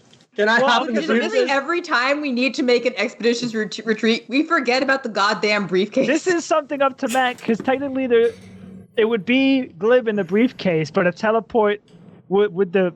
I don't know. That's up Also, to Dramaticus. Wait a minute. You could put me, Dramaticus, Barry, all 3 of us in the briefcase, because all 3 of us are technically things that don't need to breathe. Okay, you know what? How about this? If you're doing that, I'll count the briefcase as 1. Okay. And I don't think that. I think that's fine. I think that evens out enough. that works. I'm going to say that I'm homebrewing this completely, but I'm going to say if you put somebody in the briefcase, it carries enough magical energy to be counted as something for the purposes of teleport and not just an item. Got it. But it is still minimized. Cog was we'll almost count done the briefcase as 1. Glib points at You both stay Barry away and from my fucking Dramaticus. boy. He points at both Barry and Dramaticus and goes, "Robot, puppet, in the box!" Unclick the briefcase, throw it on the fucking ground. In!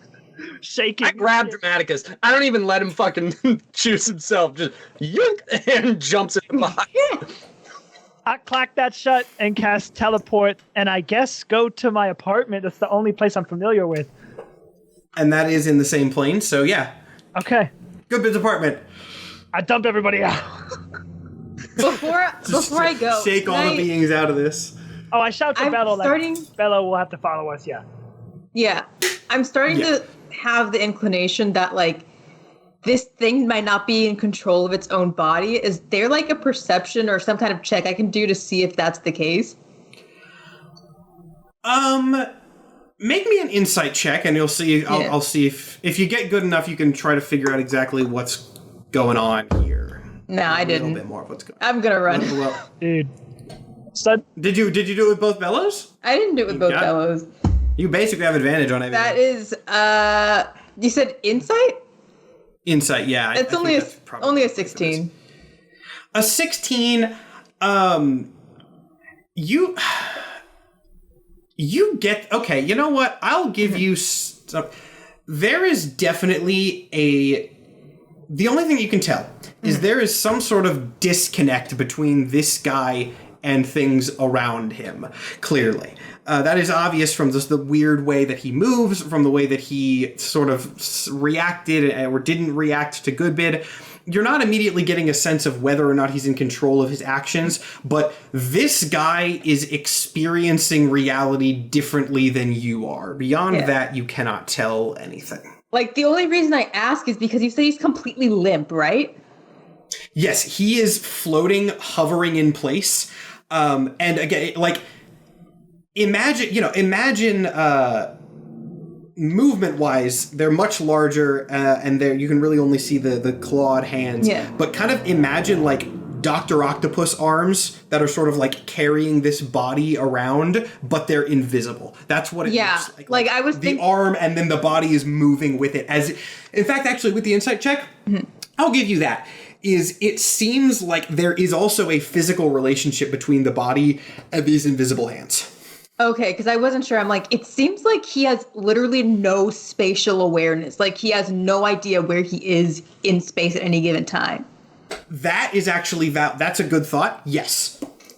I will not say necessarily that you can see whether he is in control of his actions or not, but that was a very insightful, out of character, correct. The idea that he is not aware of where he is in space at any given time is definitely conveyed by his movements.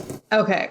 All right, important. I'm gonna dash Good away. job, Momo. You just nailed something very important about you. That was that may actually help you figure out what this guy is a little sooner.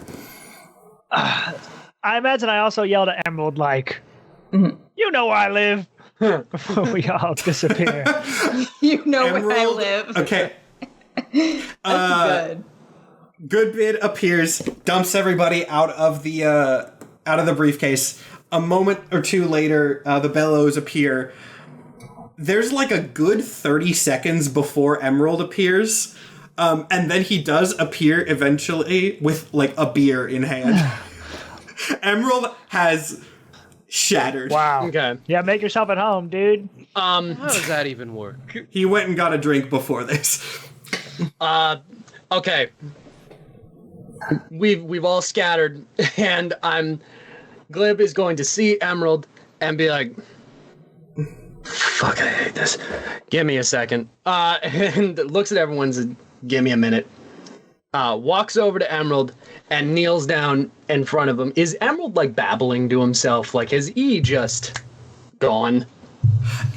Not as much of like a, like, sitting down, huddled up, fetal position, crying in the corner mental break. Very much more of a chugging this beer, leaning against the wall, fuck all this mental break. You know? So, leaning against the wall, I'm assuming he's at a slouch down or something. Glib is going to walk over to him, kneel down so that he's looking at where he assumes his eye line is, sees the beer, grabs it, and, like, does this to his face, like, holds him there for a second, goes like, hey, Emmy, we need you here right now, okay? Shit just went down. I know you don't fucking know. We don't fucking know. But we need you here. We need you present. You said you're the one who controls this shit? Great. Get yourself under control and get in the fucking game, okay? Fine. And he kind of drags himself up a little bit more composed. Still not having a good time, but he's standing up now. That's progress. Gotcha. Look at all of us working on ourselves. Dumps the beer out in the kitchen sink and then throws the bottle out the window. So. Oh, wait. That's... Okay. That's kind of funny. All right. I would like to actually look out the window. Does the rest of this... Oh, perfect. Okay, cool. Wow. God. I feel like that's the scariest thing I can do is you guys say something totally innocuous and I'm like, oh, perfect. That's, yeah. Okay, Is he right outside? So, I swear to God. I feel like there's so many things it could fucking be. You, Nathan, a good bit, go to the window. Glib chunks this empty beer bottle out the window.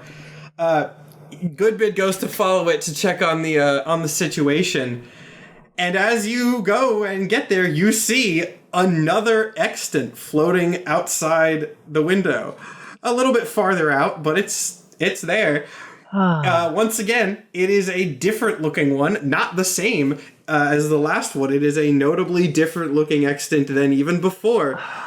This one, the colors are more rigid than they were, almost sort of like crystalline, kaleidoscopic inside its form rather than liquid and fluid, but they're still changing and shifting rapidly. It's almost harder to look at, like seizure-inducing, as these sort of panels change shape and shift very, very, very quickly.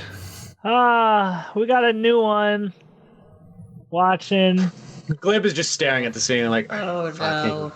It looks kind of sick. Again, I mean, if you want to come take a look at it, it's like a kaleidoscope. Oh my gosh, it kind of looks like Chaos Bellow. Which I'm sure that means it's more deadly to us. Glib leans out the window. Will you give us 1 minute? Fuck! And when you shout that, it too kind of like just backs away like the last one did, not into a wall, but it like fades out and becomes more transparent. And you hear from the ground just, hey! Even farther Hello? out the window. You look down to see a Leonin woman. Never put in one of those before, but I think that's what we're gonna do for this character. A Leonin woman with specifically like a dyed red mane. Because I'm based off. Is it like a lion person? We'll talk about later. Is that what a Leonin is? Yeah, lion person, basically. Like a sort of like mohawk, like it's a female, so not like a full mane, but like mohawk, definitely like notably dyed red, holding the beer bottle that was just thrown out the window. I'm so glad you did that because that's so perfect for this. And she kind of just like waves, smile on her face, seemingly perfectly happy with this because I kind of thought this thing would be full, but whatever, and then just smashes it on the ground. Hi! That. Sorry! So, can I come up there? Who are you? Don't worry about it. No! Quite often. Yeah, and that like Sticks like gets on both their shoulders out the window. What do you mean, don't worry? It's a very worrying day. Sticks, you have to give your name at the door, so you have to give us the name so we can tell the door person. Oh, is there a door person? Yeah. Is that how this building works? Yeah. Okay, cool. You see her start to walk towards the entrance to the building. Yeah, I guess she's gonna give the door guy your name, but then they'll call back up here, or okay. And then Bellow. Yeah. Mm-hmm. We have encountered nothing but enemies. Nothing but enemies in the But she last seems so few nice. weeks. It doesn't matter how nice they are, Bellow. I don't know how many times we need to prove this. It is. Oh my God. Bellow, if this group has taught you anything, your friends are not the people who are the nicest. They're the ones who are presently not trying to kill you. And we don't know about this woman. Exactly. We simply don't know. We don't. A moment later, you hear a knock on the door. I am immediately going into attack mode. Like, not attacking, but like prepping. Like, room goes dark, eyes glow red, I'm floating, 2 Eldritch Blasts ready. Like, I'll go open the door. Just pointing right at the door, waiting. The woman is there. Actually, perception check. Okay. Like through the little peephole. How much do you see through the peephole? Yeah, you can. I actually give you that. Do you want a perception check before or after you open the door? I know who it is. I'll just open the door and perception check. 24. 24. Okay. Yeah, it's the woman from down there. You can see her up close. Leonin woman wearing kind of like, I would say, like futury stuff.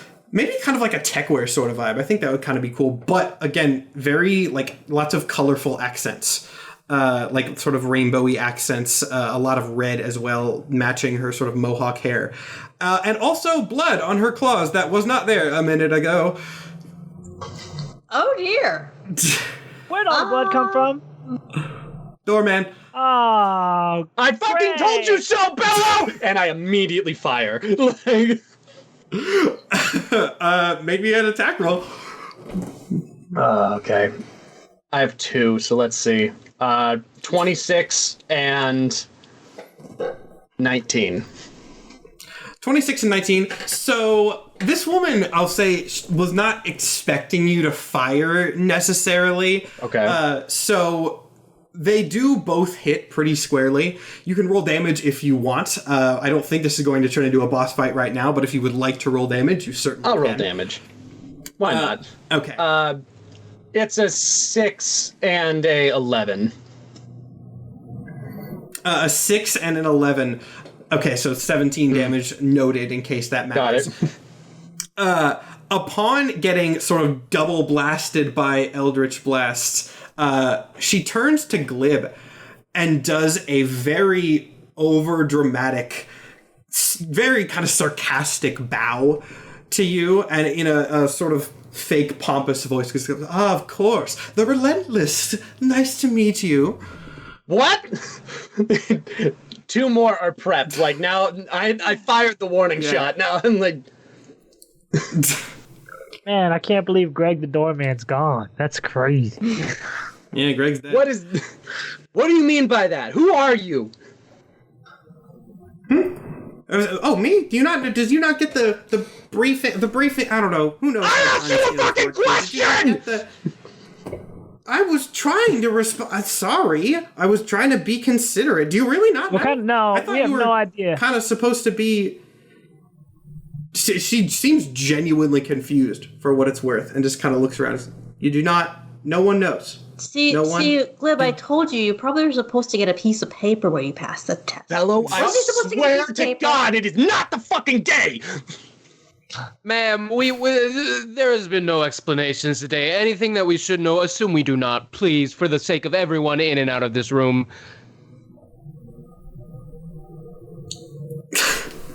She kind of just, again, sort of looks around and goes, really, you don't know? No. Don't care? Okay, fine. Well, I mean, you can call me the Nihilist. Oh, boy. We already got one of those. So... Well, now you got 2. Cool, right? No. Did you know the other guy? I am begging you. I don't know if he's not talkative. He's kind of a bitch, but... The demon's your friend? Co-worker. And how big is your office? Yeah, a couple more. I have ships around here somewhere. I don't know. It'll come in later. What? And why? What and why? So I tried to talk with your coworker, and he shook our ship like a baby's rattle.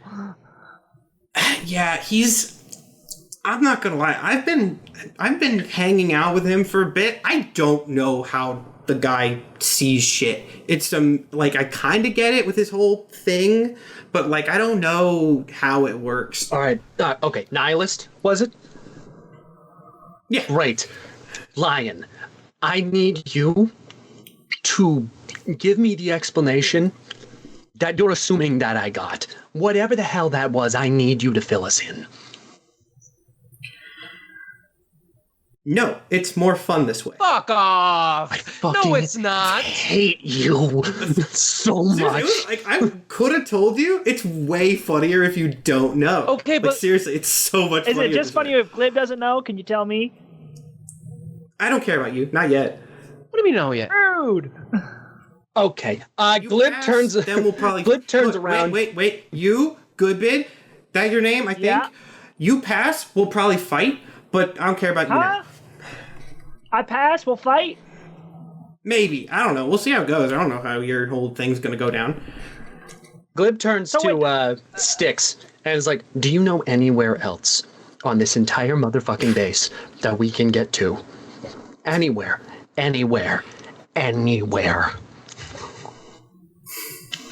There's one.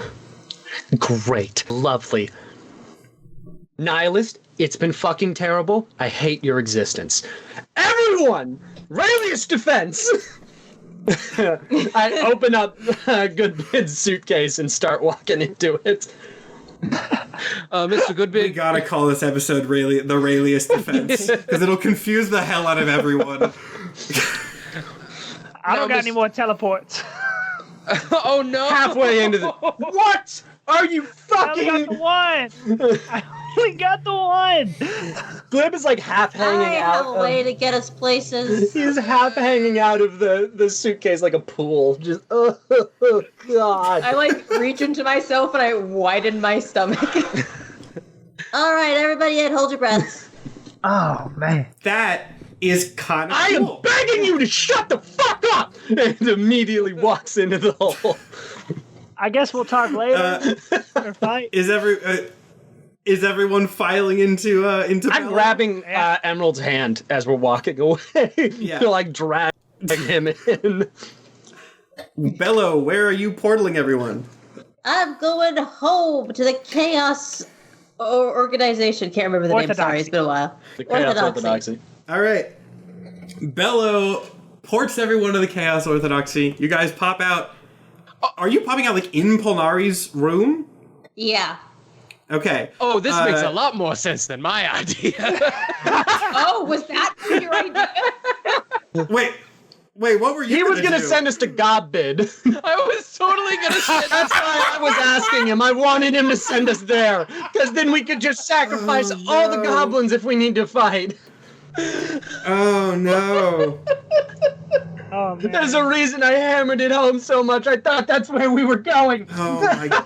Hey, Oh my listen, God. we thought Nathan had teleports, he did not, and then Bellow had the cards, and they took us here. Okay, so... And for what it's worth, You all- it makes a lot more sense. It makes than so our much idea. more sense than our idea. So much more. Before I leave, I say, so sorry that Nihilist. You had just like really good vibes. I am so sorry I misjudged you. And then I teleport away. Before you leave, Nihilist kind of like puts on I say slightly more serious for this character. That's still not much. He goes, and what it's worth, sorry about the doorman. And then through the portal. R.I.P. And when I let everyone out, I just go to like Chaos Belts. Like, I don't really know how I misjudged her. Like, she seemed so cool when she was on the ground. I'm so glad that you threw that beer bottle out the window, because that was such a coincidentally perfect introduction for this character. Genius. I'm just like, hey, beer. It was. I could not have scripted that better. Oh my God. Anyway, you guys pop out in Polari's place. Everybody kind of gets dumped out again. Hold on, the second we all get out, I'm like, everybody, close your fucking eyes. No more looking. If we see one of those fucking things, one of those bastards show up. So everyone, eyes fucking closed. You don't see shit, okay? I don't want to do Polari, shit anymore. Polari, can you close the window, please? A few heads of Polari appear out of the walls, to which Callisto, like, visibly stiffens up. Yeah. And also, like, moves to the center of... You see him, like, inching to the center of the group so that he does not have to be visible here. But the windows do kind of, like... I mean, I'm going to describe it, even though it's gross, kind of, like, grow over. Nice. The room goes, like, very dark for a second, as it was mostly natural lit. Yeah. But then some, like, pinkish lights emanate from the ceiling. A minute after. Before everyone opens their eyes, I'm like, Paul, is there anything in here that isn't the... How many of us are there? 7? 7 of us? 9. 9. That isn't the 9 of us. There's myself, of course, but beyond that, I'm confused. What's going on? Okay, that's good enough for me. I think we're safe. I'm hoping that we're safe. If anyone even remotely glimpses one of them, say nothing and close your eyes again. Well, tell us and then close your eyes again. Okay? Question, Polari. Dunno. We're figuring it out on the fly. We seem to have some mysterious pursuers. Powerful, scary, pursuers, our this fella's broken. He's not supposed to be broken. He's supposed to know better. He's broken. He's having a hard fucking day. Very much so. Welcome to the club. We are in a bunker. Our apologies. Polari kind of like scans over the group. You notice one of the heads kind of linger on Callisto, who looks down, clearly not wanting to interact. Yeah. Which I know is disappointing, chat, but he does not want to. He's having a bad Imagine day, if your partner was a crime against nature. That is essentially what we're seeing right here. Yeah. What's happening? You guys are in the bunker? Yeah, I don't know. I mean, I was just kind of waiting for some other goober to show up immediately. Glib slowly opens his eyes to see if there's anything that's in just here. The resignation. No, you don't see anything in there. Okay, great. All right, then score. Okay. I think we're good. What? Now, maybe we could talk about what the hell we're supposed to do. We got 2 new people have entered the mix. Nihilist and Creepy Demon Man. I forgot to ask a name, but... Nihilist said something about only being interested in Glib and not being interested in you yet. Yeah, she said that we were going to fight. Or something. That if I pass the test, we'll fight? If you pass. So I reckon that the test and these folk are related. Maybe they're the... Potentially. Emerald kind of shrugs. I guess she passed too. So, okay, Emerald, now let me ask you something. You passed your test. You think she passed her test. Does passing the test grant you some abilities that we don't know about? Yeah, it's weird, but yeah, sort of. So Glib's paying attention now. Yeah, Glib, who did not know this, is now paying attention. Excuse you? Just because it's hard to explain. It's one of the reasons that I'm more powerful than the one you probably know, the me you probably know. It's confusing. Glib like kneels down and says, Emerald, what is your title? I'll tell you, it's been so long.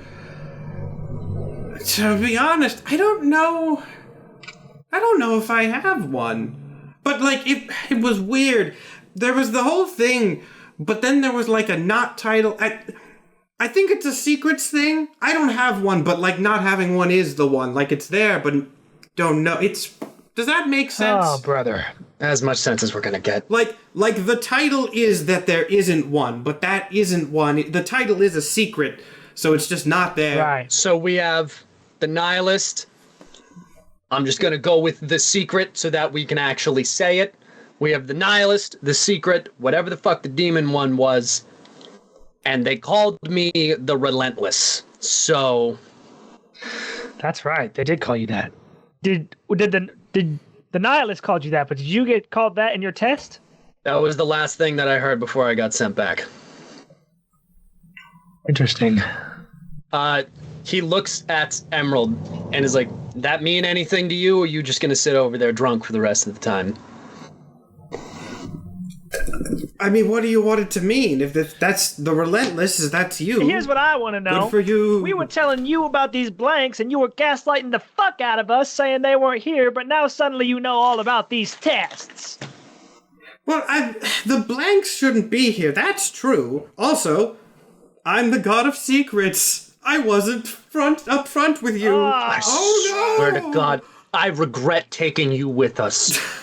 Every second you speak. Well, now that you're part of the team, do you want to share with us what your test was so that way we could study? It's Bellow, sweet innocent Bellow. You don't study for this kind of thing. You don't study for weird cosmic space trials. We were under the assumption that these blanks were running these tests because the blank. Not blanks, extant. Right, these extants were running these tests because that extant took Glib to his. Look, it's all very confusing. Yeah. Hang on. No shit. The extants, they're different from the blanks, and what we saw weren't blanks, they were extants with these people. Yes, they're different, obviously. Do they belong to the people?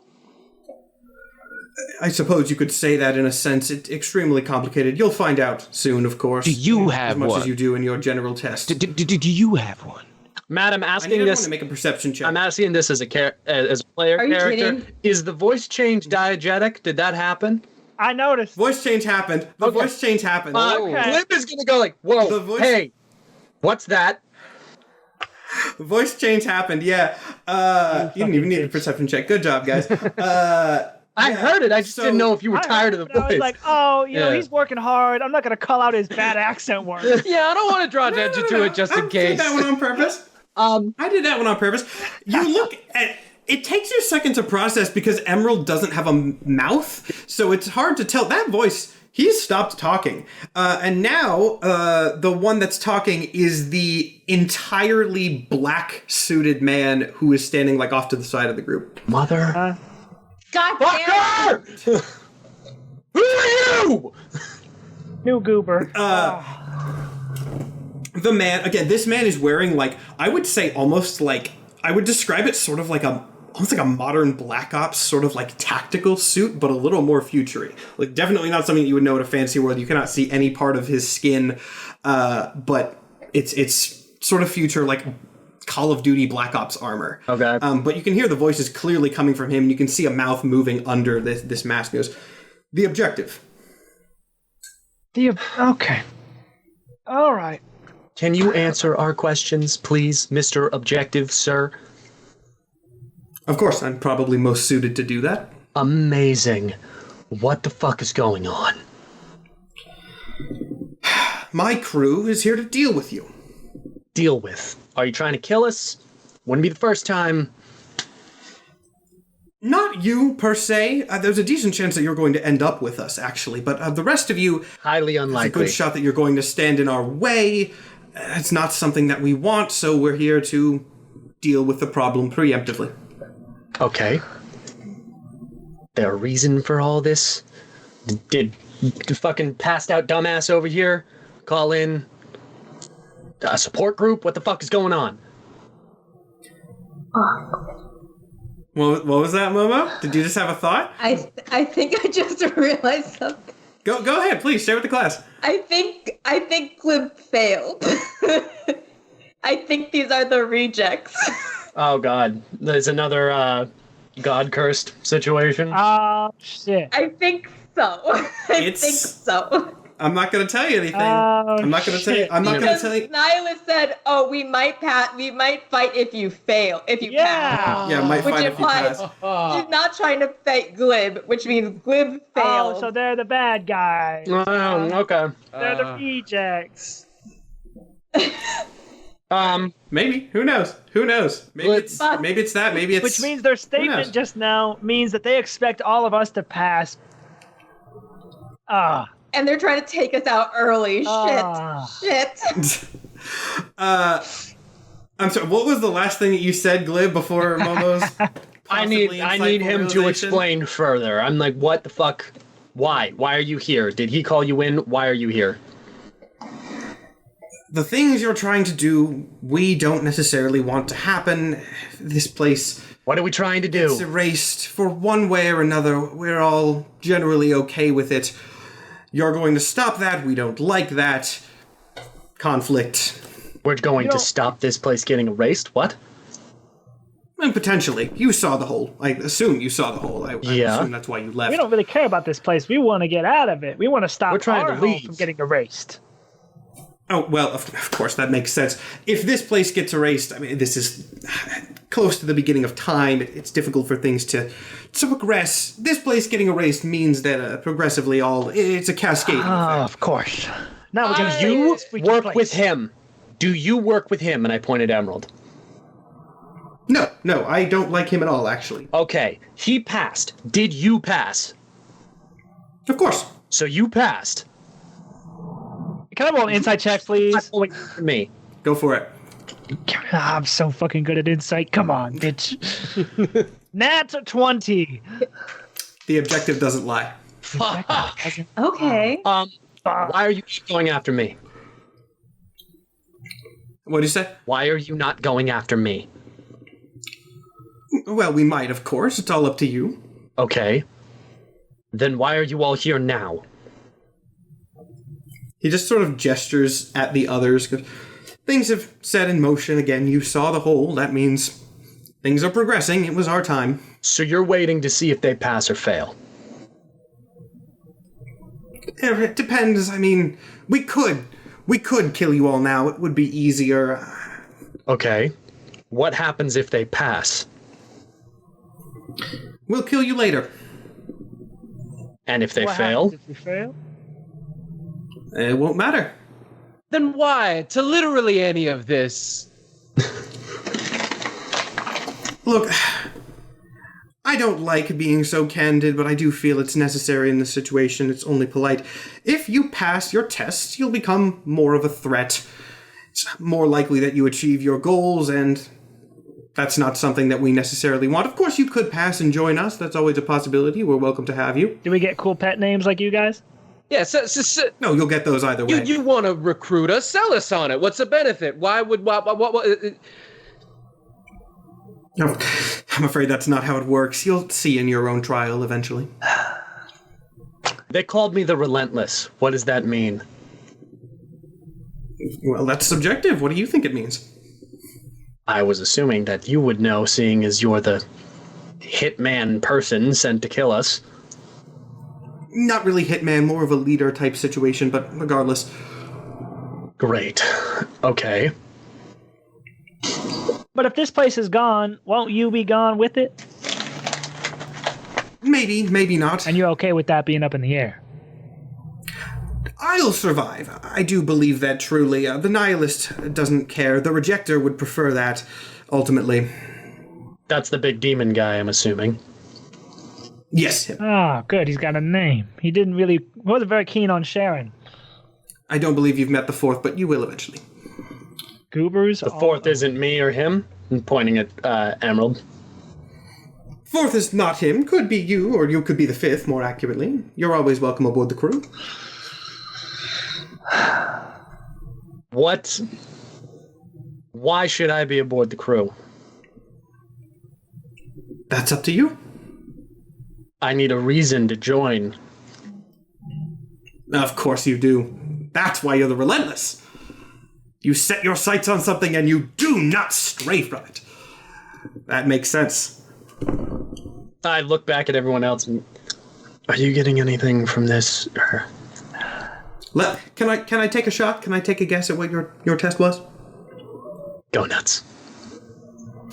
I'm going to assume, based on your demeanor and what I know about you, that you were given something you wanted, yes, but you couldn't accept it. Didn't accept it for whatever reason. You didn't want to stop. Didn't give up your quest. There were other things to do. Couldn't go back to the way things were. Had to keep pushing forward. Yes? Something like that? Something like that. Tell me if I'm wrong, please. I won't be offended. Something like that. Relentless.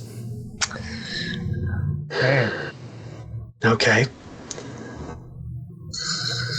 You want this place gone? Yes. We pose a threat to that. You do? What happens if we help you? If you help us get rid of it? Yeah.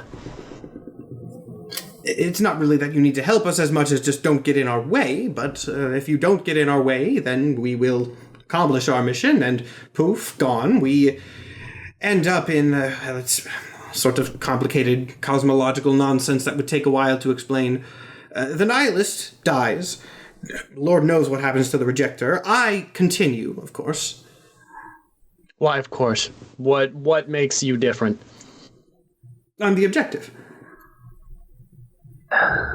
You're what is. Excuse me. The objective. Objective. You're always objectively true.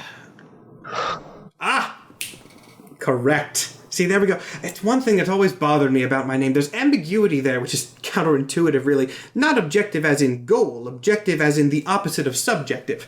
I am. Nothing can change that. And let me be clear, I'm not being coy. Nothing has the ability to change that. That's not what I'm saying. I am objective, unalterable. Interesting. But I reckon we won't be so lucky with our pet names. We'll probably be good. I really don't know what they are. No one will know until the extants do their thing. So, Mr. Objective, have you met the god of time? Do you know where they are? I could find out. I'm not sure yet. Hasn't been a thing on my radar. And how long have you been like this? Oh, time is screwy here. It's not so easy to get a cut and dry answer. True that. Ballpark? Ballpark, I mean, of course, being the objective, my time flows a little differently to others. Subjective time, subjective to you, a few centuries from my time, more. So what would you have us... But again, time is... Trust me, that really doesn't provide you that much information. What would you have us do? Oh, nothing. Go on, do your test if you would like to join our crew. Go ahead. If not, then we will eliminate you as the time arises. What happens after? What happens after?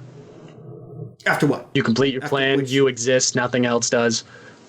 What happens then? Well, of course, I'm the only thing that would exist, and I would move forward from there. Which I don't think entails... that's a bad position to be in.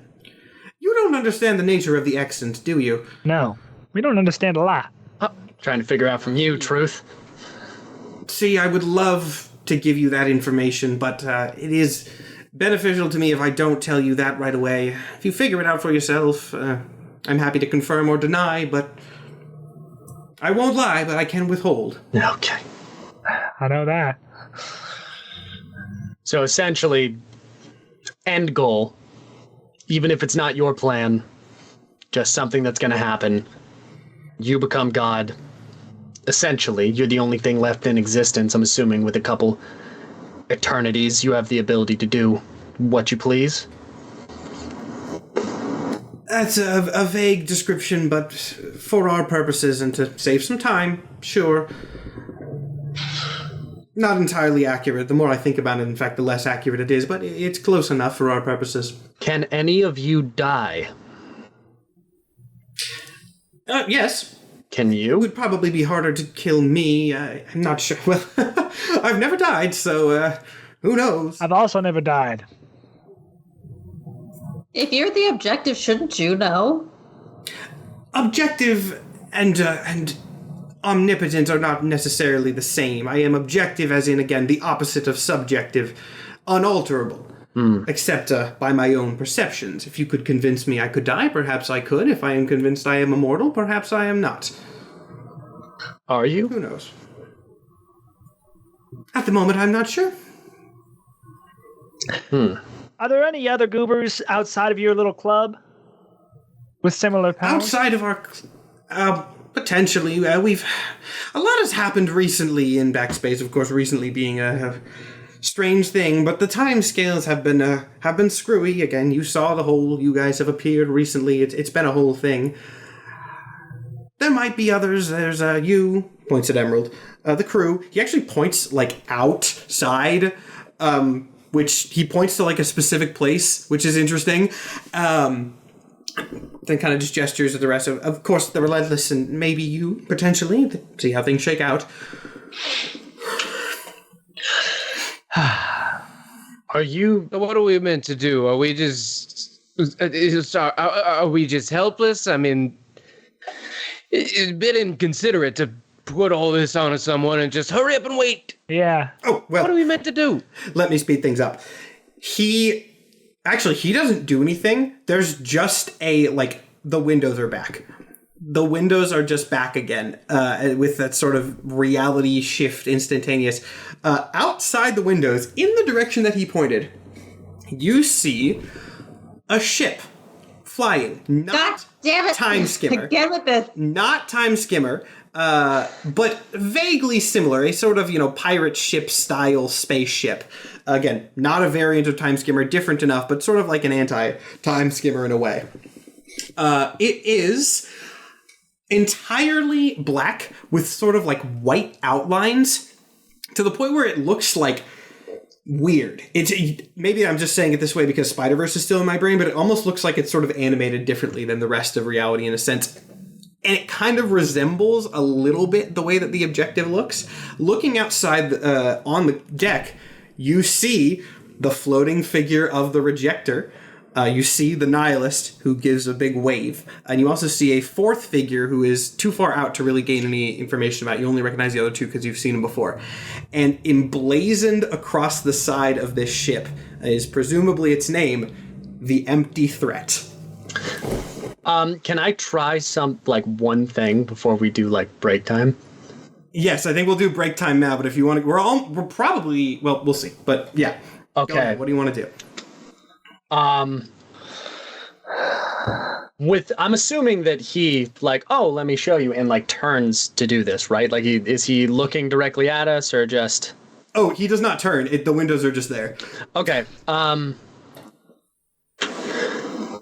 I, as he's talking, am going to look at Goodbid with this just a look and I am going to cast Demiplane behind the objective. Okay. I don't know what that spell does, and you can tell me, and we'll recap it for the audience on the break. We will go to break now. Lots of things have been dropped this episode. We have not got a little bit more to go. Don't worry. Don't worry. This is going to be... All right, we will go to break. We will be back in just a second. You guys can theorize like crazy in the chat as we're gone. So don't go anywhere. Give us a couple minutes and we will return. I feel like I am risking it all on a very bad... I would love for my camera to focus. I turned the cameras back right as Panda said. I feel like I'm risking it all on a very bad plan. So everyone listen, man, that is my entire... That's Glib's character. I'm risking everything on the shit takes of the person who has never had a good idea. That has never even had a good day. He doesn't know what a good plan looks like. Glib and you want Goodbid to back you up. Yeah, I do. Inconsequential hill and knows what he has to do. Yep. All right, so my God, that boulder sure does look like it should be at the top of that hill. That's all he thinks every time. So pick up right where we were. What was your plan? Glib gives a look to Goodbid, like a I need you to back me up on whatever I'm about to do. Yeah. Gives him a nod. Goodbid, and I'm assuming the objective is fuck was that? Because he's looking right at us. I cast Demiplane behind him, and then I fucking rush him immediately. I'm trying to push him into the door. So you rush this guy. You cast the Demiplane, you rush him, full force slam into his body. No movement whatsoever, hitting the hardest thing you can possibly imagine. Did I just break my shoulder? Yeah, it hurts. He just kind of looks down and goes, I should have expected you would try. I'm objective. I move me. You don't move me. That doesn't make any fucking sense. Did Goodbid see that happen and just stop? Yeah, I was kind of rushing too, but. And I'm just on the ground with a broken collarbone, oh God! Oh God! Oh! Oh my God! We are running low on dignity. It's all right. I'm a doctor. I'm a doctor. No, you fucking aren't! I go and I heal him. Do I have any healing spells? You said you did. I do. I have cure wounds. I cure wounds him. Just fucking on the ground. Snap! Ah! Dr. Bellow. You get 10 points of healing back. He like limps back to the group and like looks at the objectives like, that's my bad. I thought I could do something there. Yeah, now that I think about it, yeah. Well, does he even realize the fact that there's a demi-plane behind him? Like, did he have a plan? Or is he just like staring at us like, you stupid fucks? He looks over his shoulder and goes, not the worst idea. Yeah. We are resourceful, just not that bright. Almost more frustrating. And he kind of just claps his hand together and goes, well, if you're done here, and he makes a gesture, and the ship outside starts moving closer. But as that happens, Emerald finally kind of drags himself up off the floor. He goes, okay, well, I guess I might be able to do something here. That'd be great. What? Don't know if it's gonna work, but and he claps as well. The room fills with smoke, obscuring all of your vision. And after a moment, you guys make your next teleport of this episode and find yourself in Emerald's office. Emerald kind of just like in his chair, leaning back, goes, okay, so what are we gonna do? Where the fuck are we? Office, secret place. No one knows where it is. I don't know where it is. That's pretty cool. I need a nap so bad. Cool. I do too, man. Glib locks eyes with Emerald and is like, is Emmy here? Emmy is here-ish. Listen, man, I really don't want to fight you when we got bigger problems right now. It's that wasn't me being cryptic. It's an accurate description. When I said I didn't know where this place was, I meant it. There's like, I can go here, I can go to and from, but I don't know where it is geographically. And there's another place that's like that, and that's where the other me's are. Okay. All right. They're fine. They're fine. Nope. Right. I need a rest. And turns around to walk out. He points at Glib and goes, yeah, that's right. I set third that. This can be our base of operations. I don't think they're going to find it if we want to try to this is the new hub. This is where we're going to launch our operation to save reality with friendship, power friendship. Bellow, power friendship. I'm not your fucking friend. Yeah. I was pointing at Bellow, bitch. Like the both Bellows and Emerald start coming up with a secret handshake.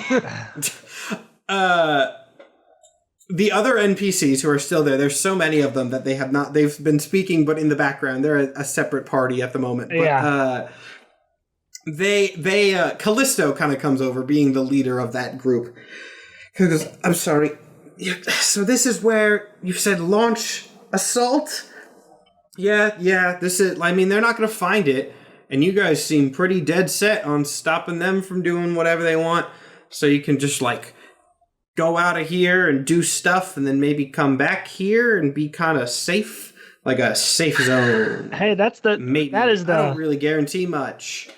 That's the best news. Somewhere safe is the best news I've heard in a while. I see. Someone in chat said, I love this new nice Emerald. And I wouldn't use the word nice. But, I was about to say, I'm looking at Bellow trying to figure out a secret handshake with Emerald. And I'm like, he is aware that guy kidnapped my kid, right? I don't know. Did you say that out loud? Yeah, I'm grumbling it to Goodbid and Sticks. I'm like, okay, we'll say, yeah, he's not paying attention. Maybe. I think we should let Bellow act as making things less friction. Yeah. You know, whether we like it or not, and I know you do not like it, we are in the same boat, so let's not blow any holes in the hull because we get on each other's nerves. I have not blown one hole in this hull the entire time I've been, and that is a point of pride, sir. I appreciate in the short time I have known you, it is clear that you have been restraining a lot, and I do appreciate that, but that doesn't mean we get to stop. Emerald, where are the beds? Oh, this is an office. I have a fine floor. Fantastic. Do you have large chairs anywhere? I got, it's like there's the two chairs there. He kind of points like across the desk. There's my chair, and then there's like a hallway out there, and he points out, he goes, there's a bathroom, and then there's my room. But I got one bed, and I don't like any of you enough to share that. Glib, seeing everybody, I'm assuming, shuffle off to where the hell they're gonna sleep, points at Emerald and goes, "You! I don't sleep, and I'm gonna make it your problem. You're the only person I know who can use whatever the hell powers that you have based on your title. I need you to teach me. As much as I hate to say it. They're all different, but I'll do what I can, I guess. It's less about, they're not powers. There's not, it's just you're better at doing your thing. I'm better at hiding stuff. That objective guy, he looked like he was better at not giving a shit about what other people said or did. You're the relentless, so you're probably harder to stop. That was already hard. It's not like a thing you do. I have a terrible idea. That's definitely a bit. After hearing you're probably harder to stop, he looks at what I'm assuming is the sci-fi ass metal door that leads out to the hallway and tries to juggernaut his way through it. You're gonna need to make me an Arcana check. Okay. Oh, okay. I'm making you roll, which is something. As a 10. Wow. A 10? So a 10 being perfectly middle of the road, you don't just crash through it, but you do kind of just push and it comes open. It kind of snaps open as you do. It takes some effort. Just holy shit! Yeah. I hold it up to. And everyone's saying Arcana. That may shift later, but my brain went magic. Don't worry. I had to have. I look over at Goodbid shuffling off to where he needs to sleep. Goodbid. I'm so happy for you, Glib. I sit in Emerald's office chair. That is amazing. I try and put the door back on to where it was. Locked doors no longer on your list of enemies. You can rest at this point now, as Goodbin is clearly setting up to do. I figured I've slept in an office chair on some late night many a time. Oh, yeah. Cool. Yeah, I'm out. All right. Yeah. Glib is going to spend the entire night, trying to break through walls. But, as far away as he can be from everyone. You want to do that? It's still, resting kind of, but not I want at best short rest for this guy because he just learned that he can't be stopped. Not rest ? Do you want to break the walls to your secret safe zone? That's a great point. He'll say I'm gonna spend the whole night trying to break through walls, and Emerald could stop and be like, yeah. You sure? No, yeah, that was Emerald that said that. We'll say those last things I said was in Emerald in character. Fine. Amazing. Fine. Glib's gonna crawl up on the ceiling where nobody can touch him and hang like a vampire just to fuck with Emerald. All right. you all rest for an indeterminate amount of time. It's kind of hard to tell how time passes here, but it's long rest time. Woohoo! Yay. Finally! Have health that whole time. Oh, jeez. I forgot you guys did a whole battle and I was not there. We had a whole battle. Yep. And I almost died at that battle. Mm-hmm. Yes. So in the morning, or whenever, Callisto actually kind of rallies everybody as the one to sort of get things rolling as best he can. Gets everybody in a big circle. Goes, okay, so, plan. Do we have a plan? What's the plan? I would love to have one of those. Well, What? the objective can't be killed, so that obviously means he needs to be captured. The others, we just gotta kill him. We need to change the objective's mind. Because it sounds like he is the objective truth until he can be convinced otherwise. So, And do we have a plan beyond kill the entities of nebulous power? Is there a secondary? at some point, we're gonna have our tests, and then presumably we'll get pretty powerful. So whenever Well, in that theory, technically, whatever they are is also their greatest weakness. It's their strength, but also their greatest weakness. What I am confused by is that, Mr. Glib, you are the unstoppable, but earlier you were... Relentless. Can't be stopped. You're the relentless. Earlier you were quite stopped. So I'm That's just very true. curious if that necessarily has to be the case. Well, to be fair, he was stopped by someone who is unalterable. So, unmovable versus... The unstoppable force, the immovable object. Is there an objective? Apparently, unstoppable force wins. Callisto kind of puts and the unstoppable force has been an immovable object. The unmovable object has been the immovable object for far longer than our force has been. Could be as simple as that. Very true. That's true. Very true. I mean, you didn't even know at the time. It's true.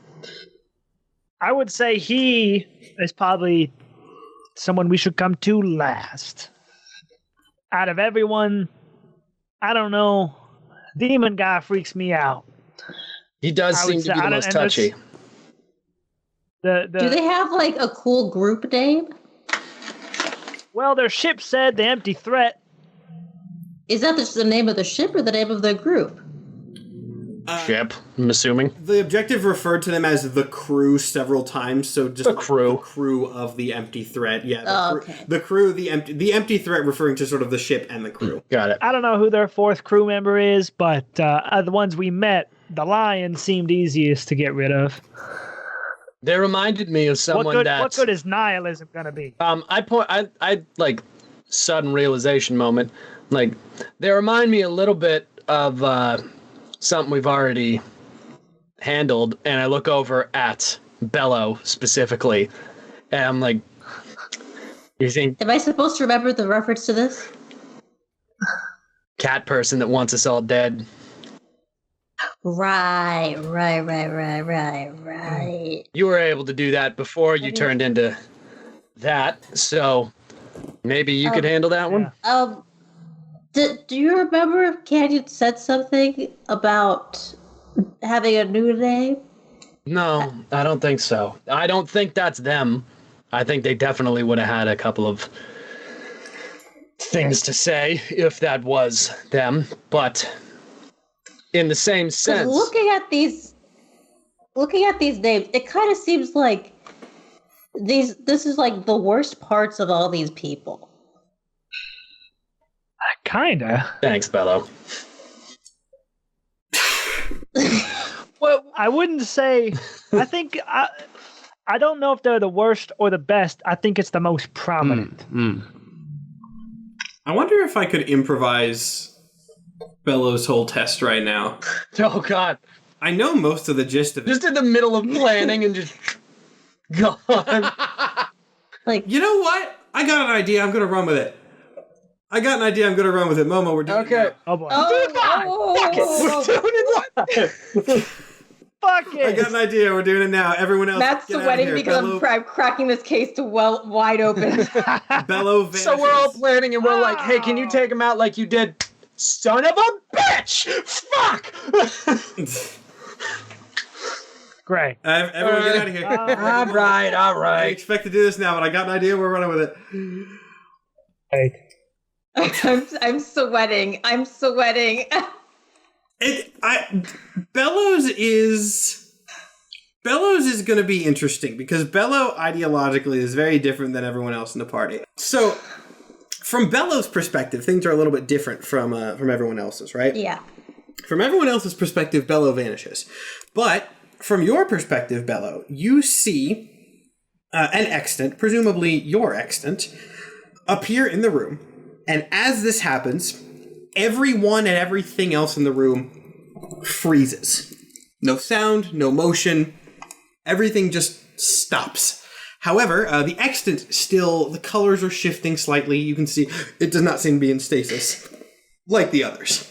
Is it time for my Also, test? it's worth noting, actually, both Bellows. Yeah. Both Bellows are moving around, not in stasis. You have to play the other Bellow. I can't play both Bellows. Okay, well, it actually should be, Oh, you know what, then we'll just do Space Bellow. We'll just do Space Bellow and kind of, I think it'll be okay with the way we have this. Okay. Yeah, that'll actually be good. So, yeah, this thing is in front. Oh, is it time for our test? In the same sort of chorus of a million voices that these things usually speak in, it speaks to you, and it asks a single question. It asks, why are you here? Well, I actually got hit by a spaceship. You see, like, a flicker sort of go through its eyes, almost as if, like, you know, in video games, they'll be like, this character will remember this. Something about sort of what you've said registers with this thing. But it does not directly respond to it. Instead, asking another question. It asks, where do you wish to be? Well, I wish to be with Start thinks about it. It's just like I think I kind of found what I was looking for. Well, I look over at Chaos Bellow, and then I was like, but I think there's someone that might need my help, and that is the god of time.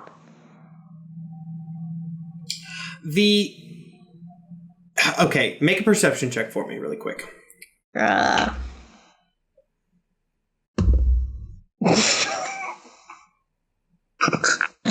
that's a nat one. Okay, cool. You don't see. I see nothing. You do actually see one thing though. I lied about that. I see something with a nat one. Well, that should scare you. Yeah. But yes, yeah, you do see something. So you start to see the extant starts backing away a little bit, and rather than show you the god of time, or at least presumably, a figure starts to sort of take shape before you. A figure that you start to recognize as it sort of blurs into view as Canyon. My face drops. Now, notably, Canyon is frozen just like everything else. Not moving, not like interacting with the space, like not in the conversation. But this frozen figure of Canyon is before you. The extant does not move or do anything in reaction to this, just floats there, watching. What form of Canyon is it? Is it the interacted with or the first one I met? Let's say last one you interacted with. So yeah, the mutated one, the one that betrayed you, notably. Why are you here? The canyon does not move yet. It still stays frozen.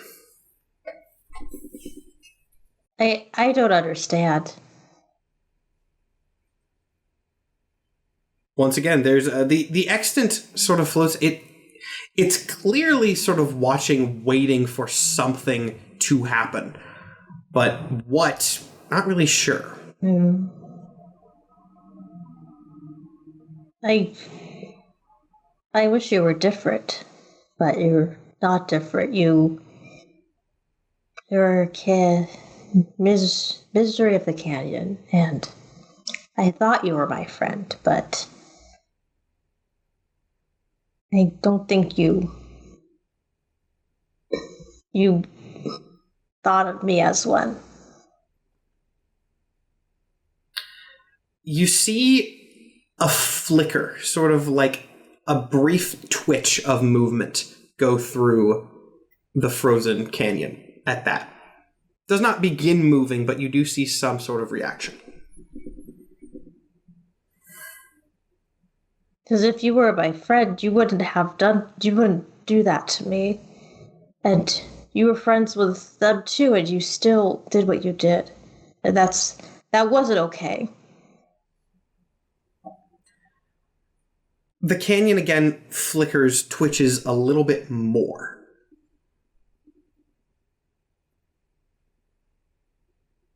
I said what I said to you that day, but it really hurt my feelings. It hurt our feelings. They're now two different people, but we had the same existence. After you, I was alone for a little bit. And then a lot of things happened. I got hit by a ship. And now I have a new friend. A very good friend that I know would never do that to me. And I take Chaos Bellow's hand. Take Chaos Bellow's hand. Chaos Bellow is, again, we'll say that they're sort of both in this scene, but for the sake. Chaos Bellow takes your hand, of course. There's another bigger twitch from Canyon. At this point, the extant does look over to Chaos Bellow, moving for the first time in this interaction. So, I don't know if I have anything else to say to you. The canyon twitches another time, and you see... Actually, well, no, this doesn't really need a perception check. You see Canyon's knife, the knife that he used most often, vanish from the little, scabbard. Is that where you... knife? I think so. That's fine, whatever, yeah. It vanishes from that scabbard and appears in the hand of the extant. So is that it? Make me an insight check. I'm going to stop with the dice right now because my rolls have just been so ass. Okay, that's a lot better. That's a 15? 15 is enough. 15 is enough. You see the canyon twitch again, and you see his eyes flick over to the knife. As if he is somehow conscious in his stasis, but stuck. But I know that he's dead, so I can't. It's not like I can save him or anything. He's just dead. Yeah. What are you doing with the knife, E.T.? As you look over at the exit, you notice a shift in the canyon. As it starts, the mutated parts start to go down a little bit, reverting more to the canyon that you first interacted with. I know now that your first friends don't have to be your only friends. You can have different friends that care about you and wouldn't hurt you no matter what.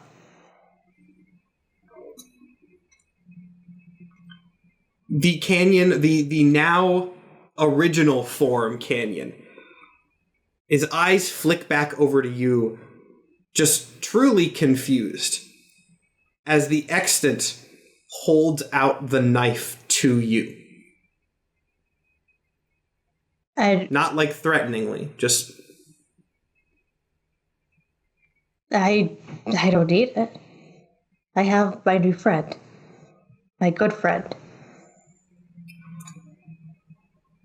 For the first time, you hear an extant laugh. Not in a threatening way, but in a genuine way. It again is the chorus of many voices, but you hear what seems like some level of happiness from this thing. Did I say something funny? As much as you can tell from the eyes of this thing's face, it smiles at you, and the knife vanishes.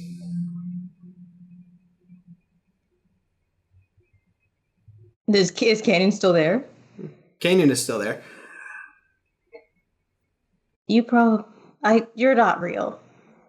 Because I knew my Canyon, and he's gone.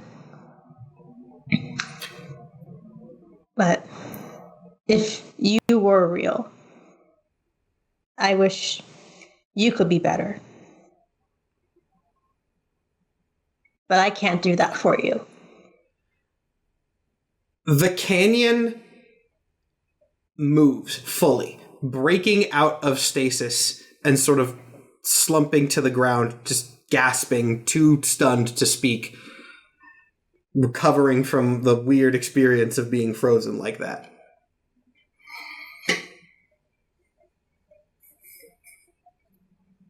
Hello? Kind of looks up at you, just shocked, obviously. Bellow, where am I? What is this? What is that thing? Well, Fake Canyon, this is, I call them E.T. because it's a funner name. And then this is Chaos Bellow, and I'm different now too. I am Space Bellow. I'm the god of space. There's a god of space? Yes, but not that it matters, because the Canyon I know is dead, and I don't know if you're like a figment of my imagination. No, I'm not dead. I'm here. No, you were very dead. I like basically vaporized you with like a bunch of guided bolts. At hearing that, Canyon's hand goes to the knife, which is still not there. She goes, "You vaporized me?" Well, I think you were technically already dead. I don't remember. It was a while ago. But there was nothing left of you. I made sure of that. Canyon just kind of looks you up and down, and then looks Chaos Bellow up and down, and just says in a surprisingly casual tone, "I thought I would have killed you first." Well, I guess I had help. Help from who? It doesn't matter. You're not real. I feel pretty real. I can't do anything about that. How do you know I'm Because I know you. Well, you're at least, if you are real, you're not my Canyon. What do you know me as? A dead cat? Yeah, basically. I know you as my very first friend, who ultimately stabbed me in the back, quite literally, tried to kill me. If I had let you do what you wanted to do, things would be a whole lot worse, I'll tell you that. I didn't really take you as a killer, but you killed me? I had to.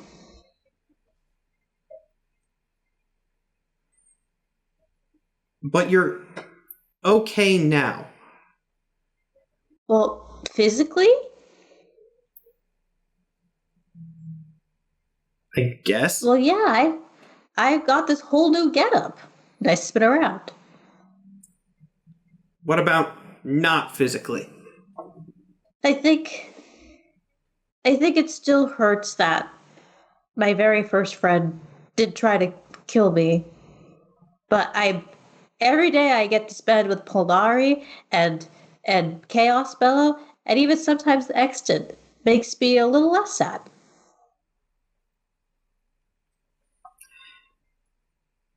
Canyon looks up at you, opens his mouth to speak again, and then freezes once more. I look at the Extant like, did you do that?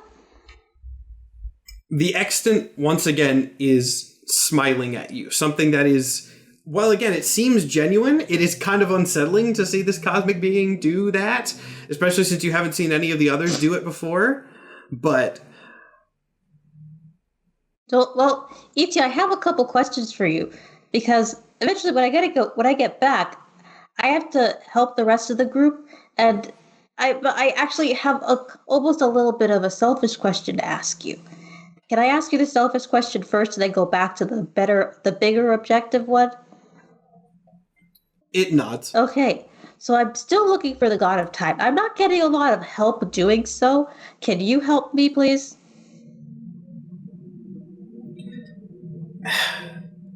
The Extant pauses for a moment.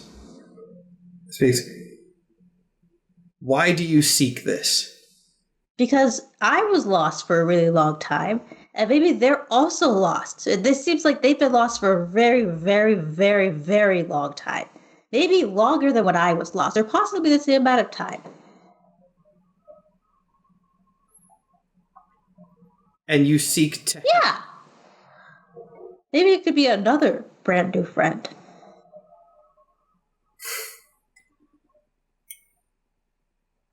The Extant pauses for a moment. You see another sort of flicker go through and goes, what is your other question? Well, we ran into this group of people that refer to themselves as the empty threat, and they seem to really not like our vibes. There's the Nihilist, and then there's the Rejector, and then there's the Objective, and then there's another one that I don't actually know the name of. But they seem to be very, very dangerous. And I think they want to undo Backspace, but I really don't understand their goal. And they're very not good at explaining things either. It continues waiting for some sort of direct request. Or question. Please give me more information. The group that refers to themselves as the crew of the empty threat.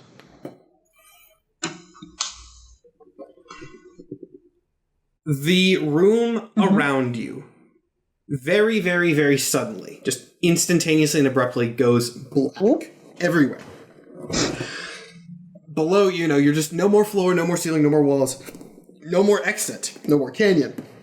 Just floating in this empty black void. I hold on to Chaos Bellow. Yes, both of you are there. And then, in front of you, a decent ways out, you see a blinding light. Just piercingly bright, the brightest thing that you've ever seen in your life. And the form of the light coalesces after a moment into the form of the Extant, but larger than you have ever seen before. Much as Glib said earlier, almost incomprehensibly large. The largest thing that you can possibly conceive in your entire existence, really. Wow, you're bigger than me on the inside. And it laughs again at that, actually. That's another sort of interesting little thing that you hit on. But it does not respond to it necessarily. But what you said is interesting lore-wise. And it kind of laughs, speaking more than these things usually speak to anyone else for lore reasons, but lore reasons that you would have to piece out on your own. And it says, what is the exact wording I want to go for here? It says, you help others, you deserve help for yourself. your request will be granted in some form. Well, I thank you very kindly. And then the light gets a little bit brighter as the form possibly expands even a little bit more beyond, which of course, incomprehensible eldritch nonsense. And the final thing that you hear this thing say, gotta think about this carefully, because this is, again, I sort of jumped the gun a little bit, but I liked where this ended up, so I hadn't had this completely nailed down. But you know what? I could do the simple option. I could do the simple option for this. Is it just going to give me the God of Time I've been asking for deeply? Oh, no. This is something else. This is something that's gonna play out a little bit differently. That will happen soon. That'll happen probably the cliffhanger for this episode. But for this moment, I got a few options. That's the basic option. It's good, but I don't really want to do that.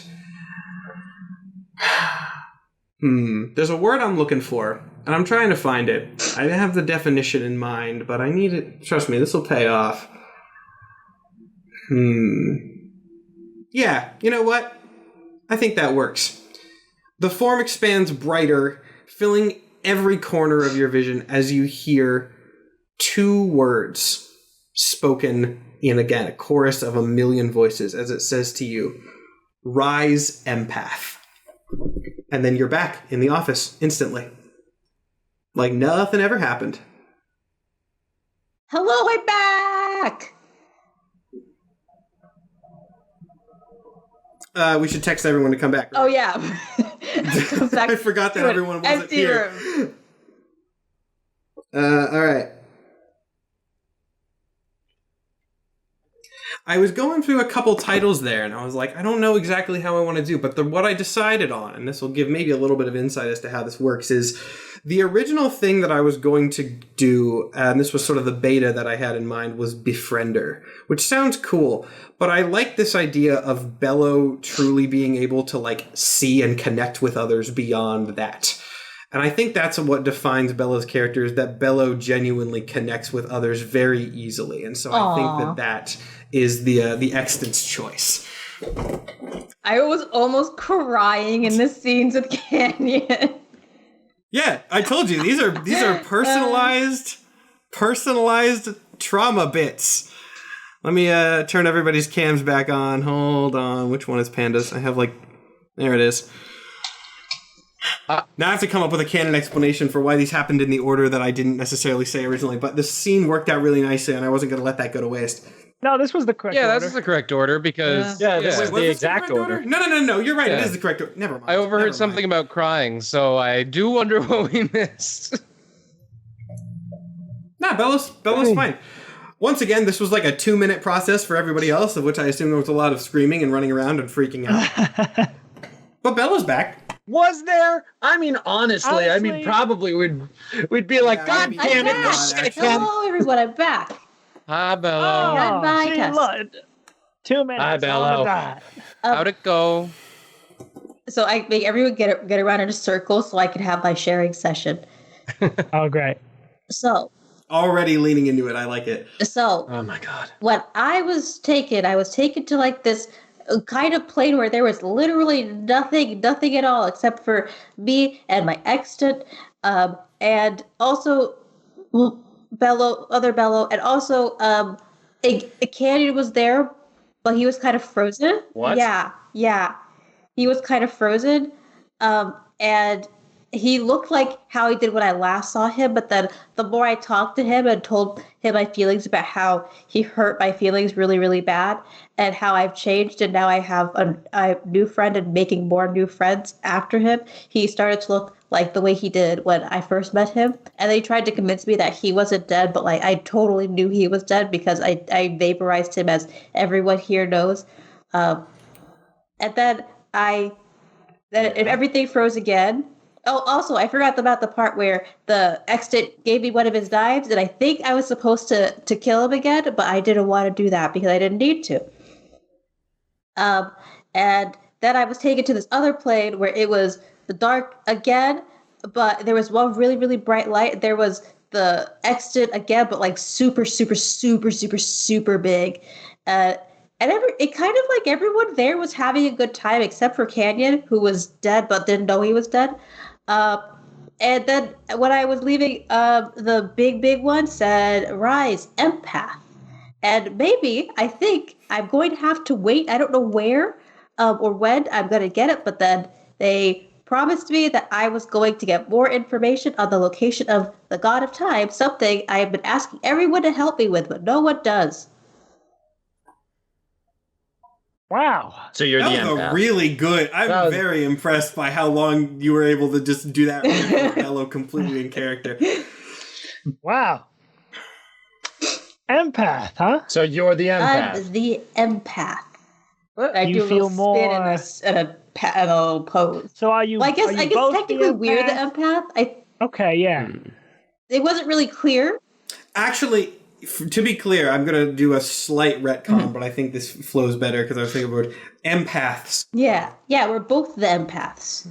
So we get to Okay. share a title. Wow. Which makes sense because Okay. connected. Do you- Dual beings connected with each other, connected with others. Do you feel more empathetic? I kind of feel exactly the same. Hmm. Yeah, that's where I was. And Well. are you meant to use your empathiness to find the God of Time? I was not given a piece of paper, so I don't really know. I checked myself for like even like a sticky note or something. No instructions given. Okay. No physical note. Right. Well. So it went Glib, then Bellow. Who's next?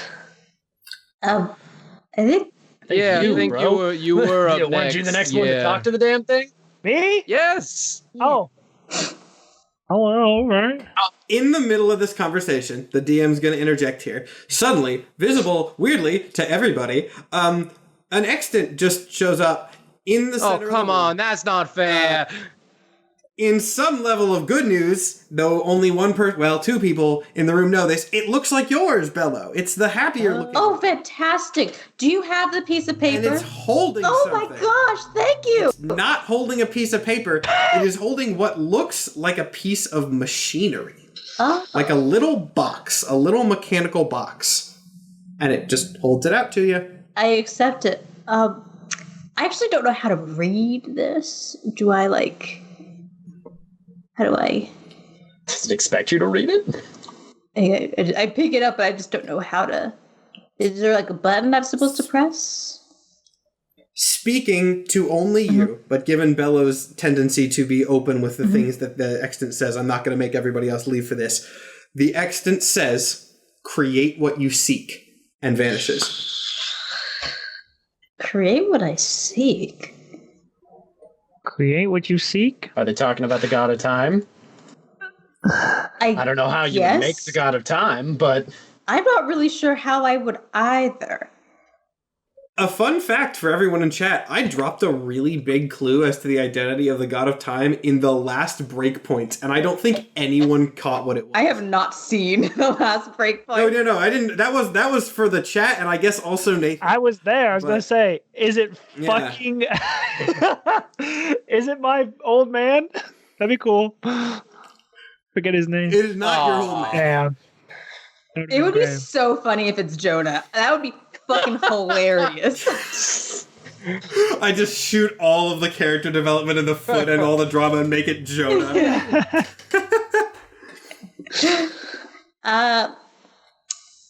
So And people are saying we all caught it. No, you didn't. No one said it. I'm gonna hold the box and be like, does it look familiar in any way, shape, or form?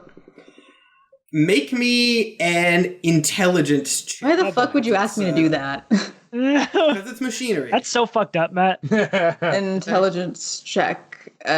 Intelligence. Is it like an investigation or a flat intelligence check? You can do an investigation. You sounded like you wanted to do that, so sure. No, probably history. History's probably better. History would probably work less, I think. And Arcana? Investigation is... Investigation. It's machinery. Oh, okay, then investigation. It is machinery, not a... You don't get to backpedal your own...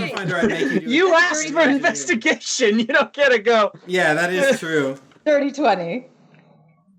Dirty 20? Yes. Okay. So it's very, very clearly machinery. It looks possibly like almost sort of Order Realm machinery, but different. Not exactly that, but there are similarities. You know what? Now make me a history check. With the informed investigation, I'm going to do a combo. That will make sense if you get a good enough roll. I have a reason. The bellows are rubbing. No, I didn't. That's a 10. That's a 10. A 10? Okay. I'm like so close. I'm like, I'm putting the pieces together. You have definitely seen tech that resembles this in a way before, but you cannot piece together what. I'll give you that taunting answer. I look at this and I'm just like, could bid. You're terrible with technology. I'm the best one here. That looks like my box. What box? I smashed it after I sent Glib a scary picture. This looks so different from that box. I don't even know what to say. Yes, it looks same energy as so different. It does look pretty different. Same energy as Harbulary Battery. That's not at all bad. Dr. Doc. Excuse me. You go and get Doc, which was a good call. Doc recognizes this immediately. What is this? Starts spouting off some nonsense about these. I'll be nice to you all and summarize what Doc says. Actually, you know what? Everyone give me an intelligence check to piece. Damn it! Oh, boy. We're all so stupid. To see how good the summary you get. I'm gonna go back to solid dice because I'm gonna roll like shit anyway, so it doesn't even matter. 8. That's a natural 20. Whoa! Bellow's empath powers understands exactly what Doc means. All right, I got a 14. I kind of get it. No, Bellow got it. Bellow got it. So the first thing that you essentially, Doc is obviously amazed by this thing. It actually takes him a little bit to figure out exactly what this thing is and how it works, which is slower than usual for Doc. But they eventually figure out it is clearly a more futuristic, but also sort of not more futuristic, as kind of maybe you'd expect from some sort of time thing. Eventually, he gets to the point, after a lot of science mumbo-jumbo jargon, that this is the same sort of technology that they used to time travel here in the first place. The most interesting thing about it is that as Doc kind of pokes around and looks at it, they see something on the bottom. He goes, well, this is a specific signature of my work, which is interesting. This is clearly a future modified, upgraded version sent back in time, perhaps, of the same technology that we use on the time skimmer. Dun dun dun. I'm totally following you. I'm totally following. I'm following. You want to say it a couple more times? Is the ship the god of time? Not currently, but we did have to make it, didn't we? We might have to make the ship the god of time somehow with this. So it's not a tablet. No. It is not a tablet. So it's not a tablet. So if we can make the ship a person, does that mean the ship that's following us is also a person? Possibly, I don't know. Also, I wouldn't jump to making the ship a person. The time skimmer is already, in some sort of sense, alive. We could just empower time skimmer with time skimmer's own abilities from the future. What we are holding seems to be some sort of ingredient of a time-altering device that, from these signatures and the way that it is constructed, seems to be sent back from the future, like a recursive loop. The time god is made, exists and then sends a piece of itself back in time to the past so that it can be created again and restart the cycle, perhaps? Yes, this makes perfect sense to me. Makes perfect sense. Mm-hmm. But yes, of course. Didn't you just say it has your signature on it? It has signatures of my design, and I was the one who originally built it. So you're the god of time. This is based on my design. I don't believe so, but... Time god! I mean, but if it has you your make the name god on of time, aren't you the god of time? You figured out time travel. I'm confused. Are these the instructions or not? I'm not sure what it is. We have to... It's a piece of machinery. It is a piece of machinery based on my designs from the future. That's what I'm seeing right now. Look, I've never seen this before in my life. When you say from the I don't future, know exactly how this is works, the but I can future tell like you. technically 10 minutes from now? 10 minutes from now is the future. I do not think this is from 10 minutes. Where did you get this box? Oh, my extant just gave it to me. Where did the extant get it? I didn't ask. That would have been helpful information. It is very rude to ask someone where they bought a present from you. For you. Wow. Well, this is... I'm not sure how we handle this going forward either. If I'm being honest, you were told to make... Well, did you say the make what you seek or create what you seek to everybody? Create what you seek. You were told to create what you seek and give it a box.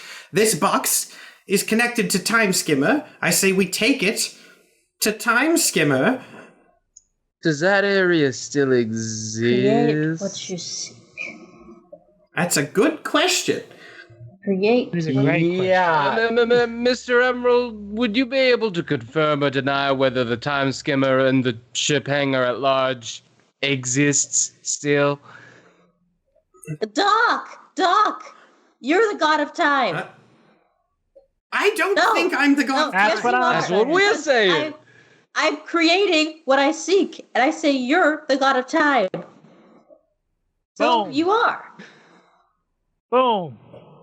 I admire your optimism, Bellow, but I don't know what this box is for. Stick the box in him. Just like the objective. Stick the box in him. He says it and it happens. I put fucking all spark it into his chest. I put my hand on his shoulders, and I'm just like, I believe in you.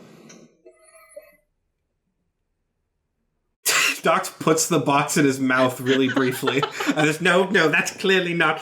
No, I don't know why I thought that. Let's pretend I didn't do that. I appreciate you trying. Everybody forget that.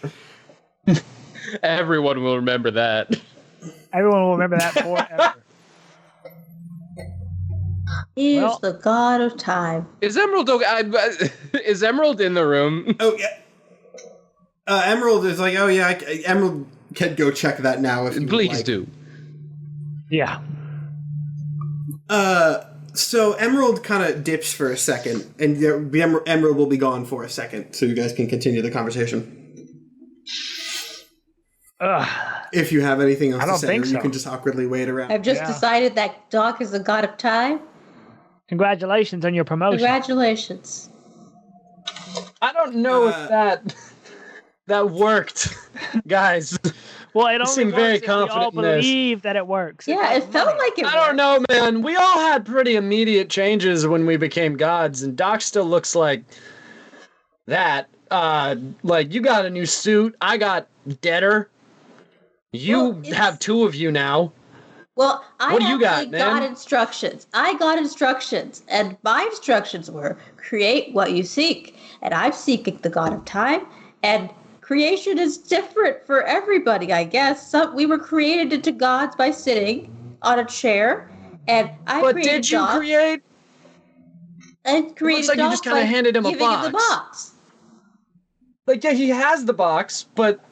And then he has... Doc, can you... Yeah. Okay, so you bestowing the title of God on... And don't get me wrong here, I appreciate everything that you've done. Just some engineer? Because he's got a piece of tech that none of us can understand? But then... Well, I gave him the box. I'm aware you gave him the box. Hey, Doc, can you do anything time related at this exact second? I can pass forward through it in a linear fashion. Not helpful. I can currently, right now, see ghosts. Like, I can't see them in here, but I had that ability immediately. God of Wealth, I'm assuming you had the exact same fucking thing.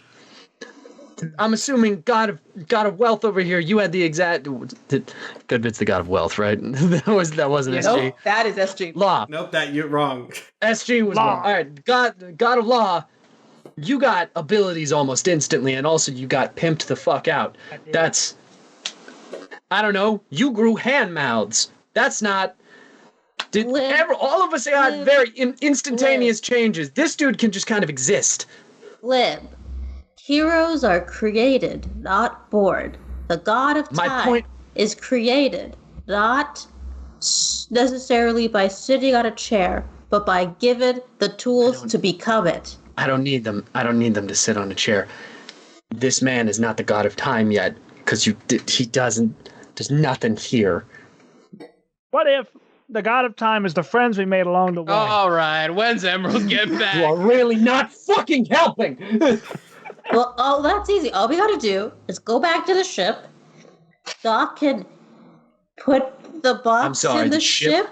Yeah, we'll wait. And then the ship becomes the god of time. We saw the giant hole of non-existence right next to that ship. Maybe the ship's still there. We don't know. I'm sorry, the last time we all saw the ship, it was being encroached on by a floating demon with a wrapped up face and an invisible giant behind him. Then time is of the essence. Everybody get in. Time is fucking gone! We've teleported twice since then! I start walking towards Glib with my giant open stomach. What? Emerald was checking things out. We gotta wait for him to come back. we gotta stay in the safe house, please. Yeah. I'm just saying, I don't think that we should all be putting all of our fucking cards in the idea that maybe he's got this shit. Maybe we should fucking, I don't know, assume that we don't know what the God of Time is until given the actual God of Time and not just handing some fucking old dude a box. I'm not that old. Also, don't you know him? Several centuries in the future. I don't fucking know when you're from. That would make me younger than you. That doesn't. Fuck you. Whatever. This doesn't just. You don't just give a man godhood by giving him a box. I mean, we're gonna give it to a ship. I feel like it's not that sacred. Yeah, I mean, anything's kind of up in the air. I'm not saying it's sacred. I'm saying that's just a fucking box. I mean, let's be real. I became a vessel out of convenience more than anything else, and necessity. Oh, man. I'm just saying, you might have the ability to create the God of Time. I think that's a good fucking idea. I don't think it's done by handing some fucking engineer a box and going, congrats, you're a god now. Well, that is... Well, we have no proof that is not the case. Yes, we must trust the scientific method. I'll kill you right now. No, come on. I swear to fucking God. Oh, that's gotta go on the TikTok, please. Please, that's gotta go on the TikTok. Trust the scientific method. I will kill you right now. I have a question for you, Matt. Yeah. When I asked I asked for more information on the empty threat, and they didn't answer it. I mean, yeah, that's what you know at the moment. That might be forthcoming, but you don't know yet. Oh, okay. So I have to wait for them to give me more information? As far as you know. Okay. You got an important box. I got a very important box. Is Emerald back yet? Yeah. Nope. God damn. I was wondering when you guys were going to realize that he is not coming back anytime soon, at least. I'm just going to let you guys talk. He's not back. Great. Oh, Hey guys, I don't know if we remembered that man is mentally unwell, and there is now a whole ass group of people after our ass. I'm getting the feeling we might be stuck here. This is the feeling I'm getting. Escape from Emerald's hideout. All right. Next time on Backspace. Next episode. You got the time cube, which I am going to call it that. And if you understand what that's a reference to, I'm so sorry. It's the time cube. You guys talked for like 10 minutes as Emerald just was not there, which was very I was funny. thinking, like, you guys saw my Matt's face? letting us fill I was this sitting bit there for a long smiling time. the whole time. I was like, yeah, I'm just gonna let you guys go. It's like he's not. That was happening real time. Of like, hey, Emerald, can you go check it out? And then that conversation, real time, he just never showed back up. And now you guys are gonna have to figure out how to deal with that. Oh my God. Episode 8. Someone said, "Wait, really? It's not another 5-hour episode?" Yeah, I'm sorry. The last one was real long because we were mid-season, but now we're through mid-season, and I can do normal length episodes again. So, speaking of normal length episodes again, we're doing episodes again regularly. There's not going to. Well, I guess I haven't technically checked with everybody to make sure that you're available next week, but usually we're all pretty good about saying that in advance. So next week, episode 8. Lots of things. The Empty Threat is now here. You get to find out more about them. God of Time, maybe. Someone in the chat figured out one of the 2 clues that I dropped in the breakpoints. There's actually another one, which I will say in the after show. But yeah, do we have any other things that we need to say before we wrap and do a little bit of after show? I mean, catch the after show on our Patreon. And if you're thinking, oh, I can't do the $5 a month, that's okay. Because we have a 7-day free trial offer for our $5 tier where you can watch all past episodes of the after show. Also get the actual VODs 3 days early. Yeah. Which is super cool, and both on Spotify and on Patreon and video and such. So, cool. hey. Cool. It's pretty cool. Check out our Patreon. Check out our merch. New episode next week. Oh, I guess I should also say my other show has a new episode tomorrow. Canon Clash, my game show that I'm doing. If you like comic books or don't know anything about comic books and want to learn some of the worst things from comics history, that's largely what Canon Clash is about. Just this motherfucker made a comic book show and then banned all of his comic book friends from being a part of it. Okay, and I will be salty about it until the day I die. You want to, fine, I'll do this. Now, Penn, I'm going to do the spiel. What the whole bit of the show is I get the bit of the show, I'm just bitter. Yeah, I know you do. The viewers don't. You want me to do more of a plug? I'll do more of a plug. I got a bunch of my mutuals and friends who are not super huge comic book people, and I have assembled a list of a bunch of real, stupid, wild, out there characters from decades past in comics. And also, I've just made up a bunch. And the contestant's task is to guess whether it is a real, actual thing that was published in comics or some bullshit that I just made up. And it's harder than you would think. So if you want to watch that, obviously no comics knowledge required, 8 p.m. Central Time on this Twitch channel tomorrow is episode 2. The pilot episode is still available on Twitch VODs if you want to watch that. YouTube news for that is coming. But yeah, that's going to be fun tomorrow. If you're watching this later, YouTube news is coming. It'll probably be out by the time you're watching this. Anyway, I believe that's all I have to say. I'm going to be at Fan Expo Dallas tomorrow and Sunday. If you're in the area and you're watching this right now, say something. Matt, what time is the thing tomorrow? What time is it? Oh, the show tomorrow? Yeah. 8 p.m. Central Time. There we go. Hey-o. 8 p.m. Central Time. But yes, I will do that. We will do episode 8 next week. Have a good rest of your night. I hope you enjoyed the episode. Thanks for watching, and we will see you all later. Woo! Bye.